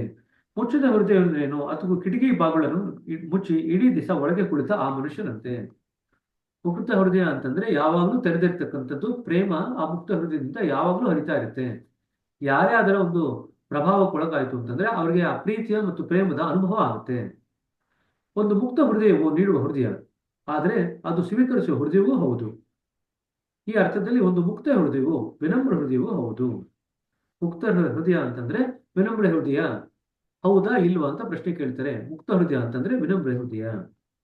ನನಗೆ ಅರ್ಥವಾಗಲಿಲ್ಲ ಎಂದು ನಾನು ಕೇಳಿದೆ. ಒಬ್ಬ ಅಹಂಕಾರಿ ಕೊಡಬಲ್ಲ, ಆದರೆ ಒಬ್ಬ ನಮ್ರ ವ್ಯಕ್ತಿ ಮಾತ್ರ ಸ್ವೀಕರಿಸಬಲ್ಲ, ದಾಜಿ ಹೇಳಿದರು. ಅವರು ತಮ್ಮ ಜೇಬಿನಿಂದ ಒಂದು ನಾಣ್ಯವನ್ನು ತೆಗೆದು ನನ್ನ ಕೈಲಿಟ್ಟರು. ಹಾಗೆ ಮಾಡುತ್ತಿದ್ದಂತೆ ಅವರು ಕೇಳಿದರು, ನಿಮ್ಮ ಹಸ್ತದ ಸ್ಥಾನವನ್ನು ನೋಡಿದರಾ? ಅದು ತೆರೆದುಕೊಂಡಿತ್ತು, ಅಂಗೈ ಮೇಲ್ಮುಖವಾಗಿತ್ತು. ನಾವು ಈ ಮುದ್ರೆಯನ್ನು ಬೇಡಿಕೆಯ ಜತೆಗೊಳಿಸುತ್ತೇವೆ. ಅವರು ಹೇಳಿದರು, ಪ್ರಾರ್ಥನೆ ಎಂದರೆ ಉನ್ನತವಾದುದರ ನೆರವನ್ನು ಕೇಳುವುದು. ನೀವು ನಿಮಗಾಗಲಿ ಮತ್ತು ಇತರಿಗಾಗಲಿ ಕೇಳಿದರೆ ಕೇಳುವಿಕೆಗೆ ಸದಾ ನಮ್ರತೆಯ ಅಗತ್ಯವಿರುತ್ತದೆ. ಅದು ಮೊಟ್ಟ ಮೊದಲನಾಗಿ ನಾವು ಪ್ರಾರ್ಥಿಸಲು ಅನುವು ಮಾಡಿಕೊಡುತ್ತದೆ. ನಾವು ಕೇಳುವಂತ ಮನೋಭಾವನೆ ನಮ್ರತೆನೇ ಇಲ್ಲದೆ ಇದ್ರೆ ನಾವು ಏನನ್ನೂ ಪ್ರಾರ್ಥನೆ ಮಾಡ್ಲಿಕ್ಕಾಗಲ್ಲ. ನಾವು ಯಾವುದರಿಂದ ಪ್ರಾರ್ಥನೆ ಮಾಡ್ತೀವಿ? ನಮಗಿಂತ ಉನ್ನತವಾದ ಒಂದು ಸ್ತರದಿಂದ ನಾವು ಪ್ರಾರ್ಥನೆ ಮಾಡ್ತೀವಿ. ಬದಲಾಗಿ ನಾನು ನನ್ನನ್ನು ದಾನೆ ಎಂದು ಭಾವಿಸಿದರೆ, ಅನಂತವಾದ ಮೂಲವೆಂದು ಪರಿಗಣಿಸಿದರೆ ಈ ವಿಶ್ವದಲ್ಲಿ ಯಾರೂ ನನಗೆ ಸಹಾಯ ಮಾಡಲಾರರು. ದೇವರು ಕೂಡ ನನಗೆ ಸಹಾಯ ಮಾಡಲಾರನು. ನಾನು ಇತರಿಗೆ ಏನು ಕೊಡಬಹುದೋ ಅದು ಯಾವುದೂ ನನ್ನಿಂದ ಉತ್ಪತ್ತಿಯಾಗುವುದಿಲ್ಲ ಎಂದು ತಿಳಿಯುವ ನಮ್ರತೆ ಇರಬೇಕು. ನಾನು ಯಾರಿಗೆ ಏನೇ ಕೊಟ್ಟರು ಕೂಡ ಅದು ನಾ ಸೃಷ್ಟಿ ಮಾಡಿದ್ದಲ್ಲ, ಭಗವಂತನ ಸೃಷ್ಟಿ ಅದು. ನಾನು ಯಾರಿಗಾದರೂ ₹1 ಕೊಟ್ಟರೆ ನನಗೂ ಅದು ಎಲ್ಲಿಂದಲೂ ಬಂದಿರಬೇಕಲ್ಲವೇ? ನಾನು ಈ ನಾಣ್ಯವನ್ನು ಇಟ್ಟುಕೊಳ್ಳಲೆ? ನಾನು ಕೇಳಿದೆ. ದಾಜಿ ನಕ್ಕರು. ನೀವು ಒಬ್ಬ ವಿದೂಷಕ, ದಾಜಿ ಹೇಳಿದರು. ನಾಣ್ಯವನ್ನು ಹಿಂದಿರುಗಿಸುತ್ತಾ ನಾನು ಹೇಳಿದೆ, ಸರಿ, ಇದು ವಿವೇಕೋದಯದ ಸಲುವಾಗಿ. ಓ, ಅಷ್ಟು ಸಣ್ಣ ಮೌಲ್ಯದ್ದೇ ಅದು? ದಾಜಿಯವರು ಅಣಕ ಮಾಡಿದರು. ಏನಾದರಾಗ್ಲಿ, ನಾನು ಏನನ್ನು ತೆಗೆದುಕೊಳ್ಳುವುದಿಲ್ಲ, ಹಾಗಾಗಿ ನೀವೇ ಇಟ್ಟುಕೊಳ್ಳಿ. ಹಾಗಾದರೆ ನಾನು ಮತ್ತೊಂದು ಪ್ರಶ್ನೆಯನ್ನು ಕೇಳುತ್ತೇನೆ. ನಾನು ಹೇಳಿದೆ, ಯಾವುದೇ ಒಂದು ಸಂದರ್ಭದಲ್ಲಿ ಉತ್ತಮವೆನಿಸುವ ಯಾವ ವಿಷಯಕ್ಕಾಗಿ ಪ್ರಾರ್ಥಿಸಬೇಕು ಎಂದು ನಮಗೆ ಹೇಗೆ ತಿಳಿಯುತ್ತದೆ? ಈ ಪ್ರಶ್ನೆಯನ್ನು ಕೇವಲ ಬುದ್ಧಿವಂತನೊಬ್ಬ ಮಾತ್ರ ಕೇಳಲು ಸಾಧ್ಯ. ಅವರು ಉತ್ತರಿಸಿದರು, ದುರದೃಷ್ಟವಶಾತ್ ಅದನ್ನು ತೃಪ್ತಿಪಡಿಸುವ ಯಾವ ಉತ್ತರವೂ ಇಲ್ಲ. ಪ್ರೀತಿಸುವ ಹೃದಯದಿಂದ ಅಪ್ರಯತ್ನವಾಗಿ ಪ್ರಾರ್ಥನೆಯು ಹೊರಹೊಮ್ಮುತ್ತದೆ. ಅಂಡರ್ಲೈನ್ ಮಾಡ್ಕೊಳ್ರಿ. ಪ್ರೀತಿಸುವ ಹೃದಯದಿಂದ ಅಪ್ರಯತ್ನವಾಗಿ ಪ್ರಾರ್ಥನೆಯು ಹೊರಹೊಮ್ಮುತ್ತದೆ. ಹಾಗಾಗಿ ಪ್ರೇಮಭರಿತ ಹೃದಯವು ಮಾತ್ರ ಈ ಪ್ರಶ್ನೆಗೆ ಉತ್ತರ ನೀಡಲು ಸಾಧ್ಯ. ಒಂದು ತರ್ಕಬದ್ಧ ಮನಸ್ಸಿಗೆ ಉತ್ತರವನ್ನು ತಿಳಿಯಲು ಸಾಧ್ಯವಾಗದು. ನೀವು ಚೈನಾ ದೇಶದ ಒಬ್ಬ ರೈತನ ಮತ್ತು ಅವನ ನೆರೆಯವರನ ಕುರಿತ ಒಂದು ಪ್ರಸಿದ್ಧ ಜನಪದ ಕಥೆಯನ್ನು ಕೇಳಿರಬೇಕಲ್ಲವೇ? ದಾಜಿಯವರು ಹೇಳಿದರು. ನಾನು ಕೇಳಿರಲಿಲ್ಲ, ಹಾಗಾಗಿ ಕಥೆಯನ್ನು ಹೇಳುವಂತೆ ಅವರನ್ನು ಕೇಳಿದೆ. ಬಹಳ ಹಿಂದೆ ಒಬ್ಬ ಬಹಳ ಬುದ್ಧಿವಂತ ರೈತನಿದ್ದನು. ಅವರು ಪ್ರಾರಂಭಿಸಿದರು. ಒಂದು ದಿನ ಅವನ ಕುದುರೆ ಓಡಿ ಹೋಯಿತು. ಅವನ ನೆರೆಯವರು ಸಂತಾಪವನ್ನು ಸೂಚಿಸಿದಾಗ ರೈತನು ಸರಳವಾಗಿ ಹೇಳಿದನು, ಯಾವುದು ಒಳ್ಳೆಯದು ಯಾವುದು ಕೆಟ್ಟದ್ದು ಯಾರಿಗೆ ತಿಳಿದಿದೆ? ಮರುದಿನ ಅವನ ಕುದುರೆ ಒಂದು ಕಾಡು ಕುದುರೆಗಳನ್ನು ಜೊತೆ ಹಿಡಿದು ಬಂತು. ಈ ಸಲ ನೆರೆಯವರು ರೈತನನ್ನು ಅಭಿನಂದಿಸಿದರು. ಯಾವುದು ಒಳ್ಳೆಯದು ಯಾವುದು ಕೆಟ್ಟದ್ದು ಯಾರಿಗೆ ತಿಳಿದಿದೆ ಎಂದು ರೈತ ಮತ್ತೆ ಅದೇ ಉತ್ತರವನ್ನು ಕೊಟ್ಟನು. ರೈತನ ಮಗನು ಒಂದು ಕಾಡು ಕುದುರೆಯನ್ನು ಪಳಗಿಸಲು ಯತ್ನಿಸಿದನು. ಕುದುರೆ ಅವನನ್ನು ಕೆಳಗೆ ಬೀಳಿಸಿತು. ರೈತನ ಮಗನ ಕಾಲು ಮುರಿದುಕೊಂಡಿತು. ನೆರೆಯವರು ಮತ್ತೆ ಸಂತಾಪವನ್ನು ಸೂಚಿಸಿದರು.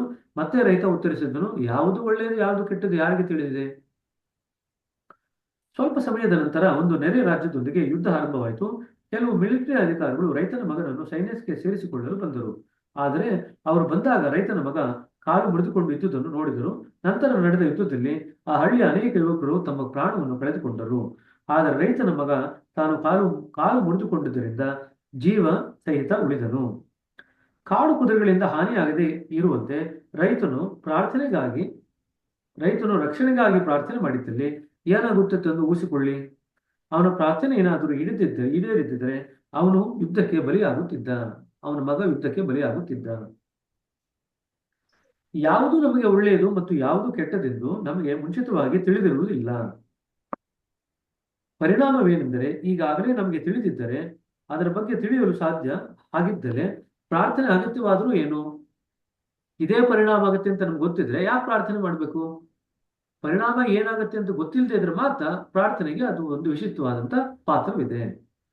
ಯುದ್ಧ ಸಮಯದಲ್ಲಿ ಪ್ರತಿಯೊಬ್ಬರು ಪ್ರಾರ್ಥಿಸುತ್ತಾರೆ, ಆದರೆ ಪ್ರತಿಪಕ್ಷಗಳೆಲ್ಲವೂ ವಿಜಯಕ್ಕಾಗಿ ಪ್ರಾರ್ಥಿಸುತ್ತದೆ. ದೇವರು ಯಾರನ್ನು ಒಲಿಯಬೇಕು? ಯುದ್ಧವೇ ಅವನಿಗೆ ನೋವನ್ನುಂಟು ಮಾಡುತ್ತದೆ. ಅವನ ಮಕ್ಕಳೇ ಯುದ್ಧ ಮಾಡುತ್ತಿರುವುದು. ನಾವು ಈ ರೀತಿ ಪ್ರಾರ್ಥಿಸುವುದು ನಮ್ಮ ಮೂರ್ಖತನ. ದಾಜಿಯವರು ವಿಷಾದದಿಂದ ತಮ್ಮ ತಲೆಯನ್ನು ಆಡಿಸಿದರು ಮತ್ತು ಹೇಳಿದರು, ದೇವರ ಬಗ್ಗೆ ನಾವು ಎಷ್ಟು ಕಡಿಮೆ ತಿಳಿದಿದ್ದೇವೆಂದು ಇದು ತೋರಿಸುತ್ತದೆ. ನಾವು ಪರಹಿತ ಚಿಂತನೆಯ ಪ್ರಾರ್ಥನೆಗಳು ಕೂಡ ಸುಲಭವಾಗಿ ತಪ್ಪು ದಾರಿಯನ್ನು ಹಿಡಿಯಬಹುದು.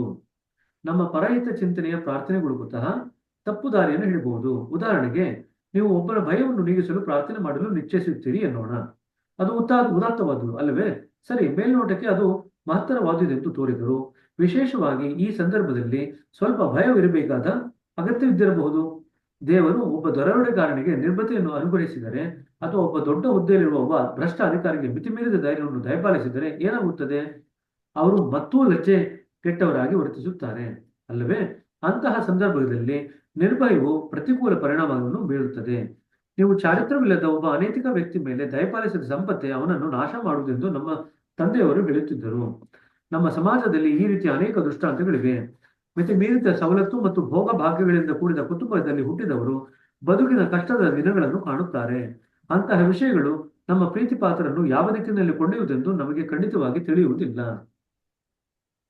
ಹಾಗಾದರೆ ನೋಡಿ, ಇಷ್ಟೆಲ್ಲ ಹೇಳ್ತಿದ್ದಾರೆ ದಾಜಿಯವರು. ಈಗ ಪ್ರಾರ್ಥನೆ ಮಾಡಬಾರ್ದು, ಆಗ ಪ್ರಾರ್ಥನೆ ಮಾಡ್ಬೋದು, ಇನ್ನೂ ದ್ವಾಶ್ವ ಪಾಲಕಕ್ಕೆ ಕನ್ಫ್ಯೂಷನ್. ಮತ್ತೆ ಹೆಂಗ್ ಪ್ರಾರ್ಥನೆ ಮಾಡ್ಬೇಕಪ್ಪ ಅಂತ ಮತ್ತೆ ಕೇಳ್ತಾ ಇದ್ರಿ.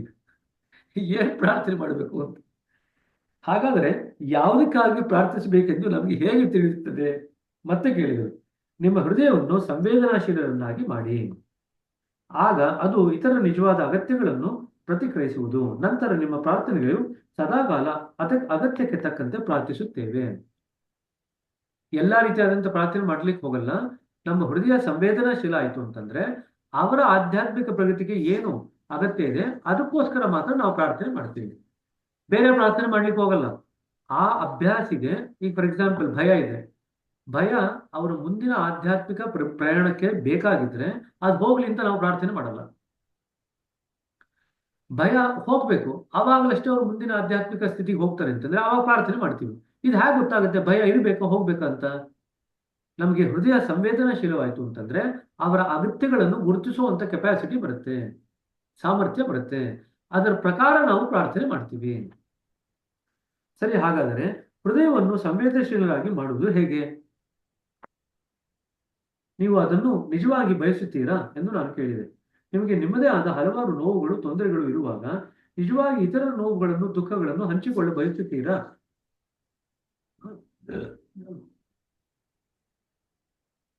ಸಂವೇದನಾಶೀಲತೆಯ ಮೊದಲ ಅಗತ್ಯವೆಂದರೆ ಅದು ಅದನ್ನು ಮಾಡಬೇಕೆನ್ನುವ ಇಚ್ಛೆ.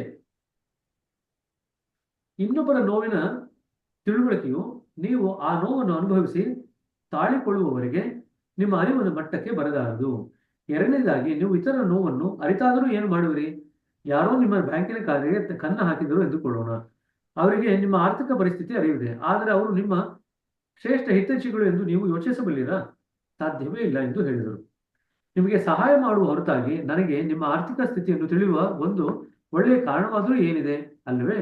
ಹಾಗೆ ಇನ್ನೊಬ್ಬರಿಗೆ ಒಳ್ಳೆಯದನ್ನು ಮಾಡುವ ಸಲುವಾಗಿ ನಿಮ್ಮ ಸಂವೇದನಶೀಲತೆಯನ್ನು ಉಪಯೋಗಿಸದಿದ್ದರೆ ಸಂವೇದನಶೀಲರಾಗುವ ಅಗತ್ಯವಿಲ್ಲ. ಪ್ರೇಮವು ಮಾತ್ರವೇ ಇದನ್ನು ಸಾಧ್ಯಗೊಳಿಸುತ್ತದೆ. ಸಂವೇದನಾಶೀಲತೆ ಹೇಗೆ ಬೆಳೆಸ್ಕೋಬೇಕು ಅಂತ ಅವ್ರು ಜೋಶ್ವಾಗಿ ಕೇಳ್ತಾರೆ. ಪ್ರೇಮದ ಅಗತ್ಯ ಇದೆ ಅಂತ ಹೇಳ್ತಾರೆ. ಎಲ್ಲರನ್ನೂ ಪ್ರೇಮಿಸ್ಲಿಕ್ಕೆ ಶುರು ಮಾಡಿದಾಗ ಸಂವೇದನಾಶೀಲತೆ ಬೆಳೆಯುತ್ತೆ. ಪ್ರೇಮವಿದ್ದಾಗ ಸಹನೆಯೂ ಇರುತ್ತದೆ. ಈ ಎರಡೂ ಇದ್ದಾಗ ನಿಮ್ಮ ಹೃದಯ ಅತ್ಯಂತ ಸಹಜ ರೀತಿಯಲ್ಲಿ ನಿಮ್ಮ ಪ್ರಾರ್ಥನೆಯನ್ನು ಅಂತರ್ಬೋಧೆಯಿಂದ ತಿಳಿಸುತ್ತದೆ. ಪ್ರೇಮ ಬೇಕು ಮತ್ತು ಸಹನೆ ಬೇಕು. ಇದೆರಡೂ ಇದ್ದಾಗ ನಮಗೆ ಯಾರಿಗೆ ಯಾವುದರ ಬಗ್ಗೆ ಪ್ರಾರ್ಥನೆ ಮಾಡಬೇಕು ಅಂತ ನಮಗೆ ಸಂವೇದನಾಶೀಲತೆ ಬೆಳೆಯುತ್ತೆ. ನಮ್ಮ ಹೃದಯ ಅಂತರ್ಬೋಧೆಯಿಂದ ನಮಗೆ ತಿಳಿಸುತ್ತೆ. ಈ ಎರಡೂ ಗುಣಗಳ ಕೊರತೆ ಇದ್ದಾಗ ಮಾತ್ರ ನಾವು ಯಾವ ರೀತಿ ಪ್ರಾರ್ಥಿಸಬೇಕು ಎನ್ನುವ ಗೊಂದಲ ಉಂಟಾಗುತ್ತದೆ. ಸೊ ಯಾವ ರೀತಿ ಪ್ರಾರ್ಥನೆ ಮಾಡಬೇಕು ಅಂದ್ರೆ ಎರಡು ಬೇಕು. ಒಂದು ಪ್ರೇಮ ಇರಬೇಕು, ಎರಡನೇದು ಸಹನೆ ಇರಬೇಕು. ಆಗ ನಮಗೆ ಸಂವೇದನಾಶೀಲತೆ ಬೆಳೆಯುತ್ತೆ. ಸಂವೇದನಶೀಲತೆ ಬೆಳೆದಾಗ ಪ್ರೇಮ ತುಂಬಿದ ಹೃದಯ ನಮಗೆ ಉದಾತ್ತವಾದಂತ ಒಂದು ಹೃದಯ ಇರುತ್ತೆ. ಆ ಉದಾತ್ತ ಹೃದಯದಲ್ಲಿ ತನಗೆ ಪ್ರಕಟ ಆಗುತ್ತೆ, ಇಂಥವರಿಗೆ ಇದಕ್ಕಾಗಿ ಪ್ರಾರ್ಥನೆ ಮಾಡುವಂತ. ಆದರೆ ನಿಮಗೆ ಭೌತಿಕವಾಗಿ ಸಹಾಯ ಮಾಡುವ ಸಾಮರ್ಥ್ಯವಿದ್ದರೆ ಪ್ರಾರ್ಥನೆ ಮಾಡುವುದರಲ್ಲಿಯೇ ತೃಪ್ತಿ ಪಡಬೇಡಿ. ಬದಲಾಗಿ ಏನಾದರೂ ಮಾಡಿ ಸಹಾಯದ ಹಸ್ತವನ್ನು ಚಾಚಿಯವರು ಹೇಳುತ್ತಿದ್ದರು. ಪ್ರಾರ್ಥನೆಯು ದುರ್ಬಲನ ಮೊದಲ ಅಸ್ತ್ರ, ಬಲಿಶಾಲಿಗಳ ಕೊನೆಯ ಸಾಧನ. ಇದು ಅಂಡರ್ಲೈನ್ ಮಾಡ್ಕೊಳ್ರಿ. ಪ್ರಾರ್ಥನೆಯು ದುರ್ಬಲರ ಮೊದಲ ಅಸ್ತ್ರ ಮತ್ತು ಬಲಿಶಾಲಿಗಳ ಕೊನೆಯ ಅಸ್ತ್ರ. ನಿಮಗೆ ಏನೂ ಮಾಡಲು ಸಾಧ್ಯವಿದ್ದಲ್ಲಿ ಪ್ರಾರ್ಥಿಸಿರಿ. ಆದರೆ ನೀವು ಯಾರಿಗಾದರೂ ಊಟ ನೀಡಲು ಸಾಧ್ಯವಿದ್ದರೆ ಮಾಡಿಸಿರಿ. ಯಾರಿಗಾದರೂ ಆಶ್ರಯ ನೀಡಲು ಸಾಧ್ಯವಿದ್ದರೆ ಮಾಡಿರಿ.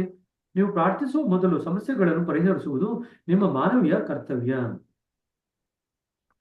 ಖಂಡಿತವಾಗಿಯೂ ನಿಮ್ಮದೇ ಕುಟುಂಬಕ್ಕೆ ಆಹಾರವನ್ನು ಪೂರೈಸಲು ಸಾಕಾಗದಿದ್ದಲ್ಲಿ ನೀವು ಬೇರೆಯವರ ಸಂಸಾರದ ಅಗತ್ಯಗಳನ್ನು ನೋಡಿಕೊಳ್ಳುವುದು ಸರಿಯಲ್ಲ. ನೀವು ಸದಾ ನಿಮ್ಮ ಕರ್ತವ್ಯಗಳನ್ನು ಮೊದಲು ನಿಭಾಯಿಸಬೇಕು. ಇದು ನನಗೆ ಒಂದು ಗಾದೆಯನ್ನು ನೆನಪಿಸುತ್ತದೆ. ಔದಾರ್ಯವು ಮನೆಯಿಂದ ಪ್ರಾರಂಭವಾಗುತ್ತದೆ ಎಂದು ನಾನು ಹೇಳಿದೆ. ಹೌದು ಎಂದರು ದಾಜಿ. ನಾವು ಸದಾ ನೋವನ್ನು ನಿವಾರಿಸಲು ಹೆಚ್ಚೇನೂ ಮಾಡಲಾರೆವು ಎನ್ನುವುದು ದುಃಖಕರ ಸಂಗತಿ. ನಾವು ವಿಶ್ವದಲ್ಲಿನ ಪ್ರತಿಯೊಬ್ಬರಿಗೂ ಸಹಾಯ ಮಾಡಬೇಕೆಂದು ಬಯಸಿದರೂ ಹಾಗೆ ಮಾಡಲು ನಮಗೆ ಅಷ್ಟು ಸಂಪನ್ಮೂಲಗಳು ಇರುವುದಿಲ್ಲ. ಕಷ್ಟಪಡುತ್ತಿರುವ ವ್ಯಕ್ತಿಗೆ ನೀವು ಮಾಡಬಹುದಾದ ಕನಿಷ್ಠ ಸೇವೆ ಎಂದರೆ ಅವರೊಂದಿಗೆ ಸಮಯವನ್ನು ಕಳೆಯುವುದು, ಅವರಿಗೆ ಸಮಾಧಾನ ಮಾಡುವುದು. ಅವರೊಂದಿಗೆ ಕುಳಿತುಕೊಳ್ಳಿರಿ. ನೀವು ಏನೂ ಹೇಳಿದಿರಬಹುದು, ಏನೂ ಮಾಡದಿರಬಹುದು. ನೀವು ಅಲ್ಲಿರುವಿರಿ ಅಷ್ಟೇ. ನೋಡಿ, ನಿಮ್ಮ ಉಪಸ್ಥಿತಿಯೇ ಪರಿಣಾಮಕಾರಿಯಾಗಿರುವುದು. ಹಾಗಿರುವುದರಿಂದ ನಿಮ್ಮ ಮಿತ್ರನು ಅಂದುಕೊಳ್ಳುತ್ತಾನೆ, ಈಗ ನನ್ನ ನೆರವು ಇಲ್ಲಿದೆ ಮತ್ತು ಅವನು ಚೇತರಿಸಿಕೊಳ್ಳುತ್ತಾನೆ. ಸೊ ಏನೂ ಮಾಡ್ಲಿಕ್ಕಾಗಿಲ್ಲ ಅಂತಂದ್ರೆ ಅವರೊಂದಿಗೆ ಸಮಯ ಕಳೀರಿ, ಅವ್ರ ಜೊತೆಗೆ ಸಮಾಧಾನ ಮಾಡ್ರಿ. ಪ್ರಶಿಕ್ಷಕರು ಇಷ್ಟೇ ಮಾಡ್ತಕ್ಕಂಥದ್ದು. ಅಭ್ಯಾಸಿ ಯಾವುದೇ ಪರಿಸ್ಥಿತಿಗೆ ಹೋದ್ರೆ ಪ್ರಶಿಕ್ಷಕರು ತಮ್ಮ ಇರುವಿಕೆಯನ್ನು ಕೊಡ್ತಾರೆ, ಅವ್ರ ಸಮಯನ ಕೊಡ್ತಾರೆ, ಅಭ್ಯಾಸಿಗೆ ಸಮಾಧಾನ ಮಾಡ್ತಾರೆ ಬೈಟಕನ್ನ ಕೊಟ್ಟು. ನೀವು ಪ್ರಶಿಕ್ಷಕರಾಗಬೇಕು ಅಂತಿದ್ದೀರಲ್ಲ, ಇದೇ ನೀವು ಮೊದಲು ಕೆಲಸ ಮಾಡ್ತಕ್ಕಂಥದ್ದು. ಯಾವುದೇ ಅಭ್ಯಾಸಿ ಬಂದ್ರೆ ಅವ್ರ ಜೊತೆ ಸಮಯ ಕಳಿತೀರಾ, ಅವ್ರಿಗೆ ಸಮಾಧಾನ ಮಾಡ್ತೀರಾ, ಅವ್ರಿಗೆ ಬೈಟಕನ್ನು ಕೊಡ್ತೀರಾ. ಈ ಮೂರೂ ಕೆಲಸ ಮಾಡೋದ್ರಿಂದ ಅವರ ಹೃದಯ ಮನಸ್ಸು ಸ್ವಲ್ಪ ಮಟ್ಟಿಗೆ ಚೇತರಿಸ್ಕೊಳ್ಳಿಕ್ಕೆ ಸಹಾಯ ಮಾಡ್ತೀರಾ. ಇದೇ ನಿಮ್ ಕೆಲಸ. ಪ್ರಶಿಕ್ಷಕನಾಗಿ ಮೂಲ ಕೆಲಸ ಅಂದ್ರೆ ಇಷ್ಟೇ. ಸಮಯ ಕೊಡ್ತೀರಾ, ಸಮಾಧಾನ ಮಾಡ್ತೀರಾ, ಅವರಲ್ಲಿರ್ತಕ್ಕಂಥ ತೊಂದರೆಗಳನ್ನ ನಿವಾರಿಸಲಿಕ್ಕೆ ಪ್ರಯತ್ನ ಪಡ್ತೀರಾ. ಸೊ ಪ್ರಶಿಕ್ಷಕನಾಗಿ ಮೂಲತಃ ನೀವು ಈ ಮೂರು ಕೆಲಸನೇ ಮಾಡುದು. ಸರಿನಾ? ಈ ಮೂರು ಕೆಲಸ ಮಾಡೋದ್ರಿಂದನೇ ಅಭ್ಯಾಸಿ ಚೇತರಿಸ್ಕೊಳ್ಳಿಕ್ಕೆ ಶುರು ಮಾಡ್ತಾರೆ. ಯಾರು ಕಷ್ಟ ಅಂತ ಬಂದಿರ್ತಾರೆ ಅವ್ರು ಚೇತರಿಸ್ಕೊಳ್ಳಿಕ್ಕೆ ಶುರು ಮಾಡ್ತಾರೆ. ಸರಿನಾ? ಪ್ರಶಿಕ್ಷಕನ ಅಲ್ಲದೆ ಇದ್ರೆ ನೀವು ಬರೀ ಸಮಯ ಕೊಟ್ಟರು ಕೂಡ, ಬರೀ ಸಮಾಧಾನ ಮಾಡಿದ್ರು ಕೂಡ ನಿಮ್ಮ ಇರುವಿಕೆಯಿಂದನೇ ಯಾರೊಬ್ರು ಸ್ವಲ್ಪ ಮಟ್ಟಿಗೆ ಚೇತರಿಸ್ಕೋಬಹುದು. ಆದರೆ ಪ್ರಶಿಕ್ಷಕ ಇನ್ನೂ ಹೆಚ್ಚಿನ ರೀತಿಯಲ್ಲಿ ಆ ಚೇತರಿಕೆಗೆ ಕಾರಣವಾಗಬಲ್ಲರು. ಜ್ಞಾಪಕ ಇಟ್ಕೊಳ್ರಿ. ಪ್ರಶಿಕ್ಷಕನ ಅಲ್ಲದೆ ಇದ್ರೆ ಬೇರೆ ಎರಡು ಮಾಡ್ಬೋದು. ಸಮಯ ಕೊಡ್ಬೋದು, ನಿಮ್ಮ ಇರುವಿಕೆಯನ್ನು ತೋರಿಸ್ಬೋದು, ಸಮಾಧಾನ ಮಾಡ್ಬೋದು. ಆದರೆ ಪ್ರಶಿಕ್ಷಕ ಇದನ್ನು ಮೀರಿ ಬೇಕಾದ್ರೆ ಕೆಲಸ ಮಾಡ್ಬೋದು. ಹೃದಯದ ಮೇಲೆ, ಮನಸ್ಸಿನ ಮೇಲೆ ಕೆಲಸ ಮಾಡಿ ಅವ್ರು ಚೇತರಿಸ್ಕೊಳ್ಳಿಕ್ಕೆ ಹೆಚ್ಚಿನ ರೀತಿಯಲ್ಲಿ ಸಹಾಯ ಮಾಡ್ಬೋದು. ಸರಿನಾ? ಸರಿ, ಹಾಗಾದ್ರೆ ಒಂದು 5 ನಿಮಿಷ ಜಾಸ್ತಿ ಆಯ್ತು. ನಾನು ಇಲ್ಲಿ ನೋಡಿದೆ, ಈ ಹೆಡ್ಲೈನ್ ಇತ್ತು, ಅದಕ್ಕೆ ಇಲ್ಲಿವರೆಗೂ ಕೂಡ ಓದೋಣ ಅಂತ ಹೇಳಿ ಇಲ್ಲಿವರೆಗೂ ಮುಗಿಸಿದೆ. ನಾಳೆ 159ರಿಂದ ಕಂಟಿನ್ಯೂ ಮಾಡೋಣ. ನಾಳೆ ಇರುತ್ತೆ ಬ್ರದರ್. ಯಾಕ್ರಿ ಇರಲ್ಲ? ನಾಳೆ ಮಂಗಳವಾರ ರಜೆ ಅಂತ ಹೇಳಿದ್ರಿ. ಏನ್ ರಜೆ? ಮಂಗಳವಾರ ಯಾಕೆ ರಜೆ? ಬುಧವಾರ ತಗೊಂತೀನಿ ಅಂತ ಹೇಳಿದ್ರಿ. ಓ ಇಲ್ಲ, ನಾಳೆ ನಾಡಿದ್ದು ಮುಗಿಸೋಣ ಅಂತ ಹೇಳಿದೆ. ಗುರುವಾರ ಶುಕ್ರವಾರ ನೀವು ರಜೆ ತಗೊಳ್ಳಿ ಅಂತ ಹೇಳಿದ್ವಿ. ಸರಿ ಸರಿ. ಪರೀಕ್ಷೆಗೆ ನೀವು ರಜಾ ತಗೊಳ್ರಿ, ನಿಮ್ ಪಾಡಿಗೆ ನೀವು ನಿಮ್ಗೆ ಹೆಂಗ್ ಬೇಕೋ ಆ ತರ ರಿವೈಸ್ ಮಾಡ್ಕೊಳ್ಳಿ ಅಂತ ನಾನು ನಿಮ್ಗೆ ಹೇಳಿದ್ದು. ನಾಳೆ ನಾಡಿದ್ದು ಮುಗಿಸೋಣ, ನಾಡಿದ್ದು ಒಳಗಡೆ ಮುಗಿಸೋಣ. ನಾಡಿದ್ದು ಬೆಳಗ್ಗೆ ಮುಗಿಯುತ್ತೆ ಎಲ್ಲ. ಎಲ್ರಿಗೂ ಧನ್ಯವಾದಗಳು ಬಂದಿದ್ದಕ್ಕೆ. ಮತ್ತೆ ನಾಳೆ ಬೆಳಗ್ಗೆ 6 ಯಥಾ ಪ್ರಕಾರ ಸಿಗೋಣ. ಸರಿನಾ? Thank you brother. Thank you brother. ಶುಭ ದಿವಸ. Thank you brother.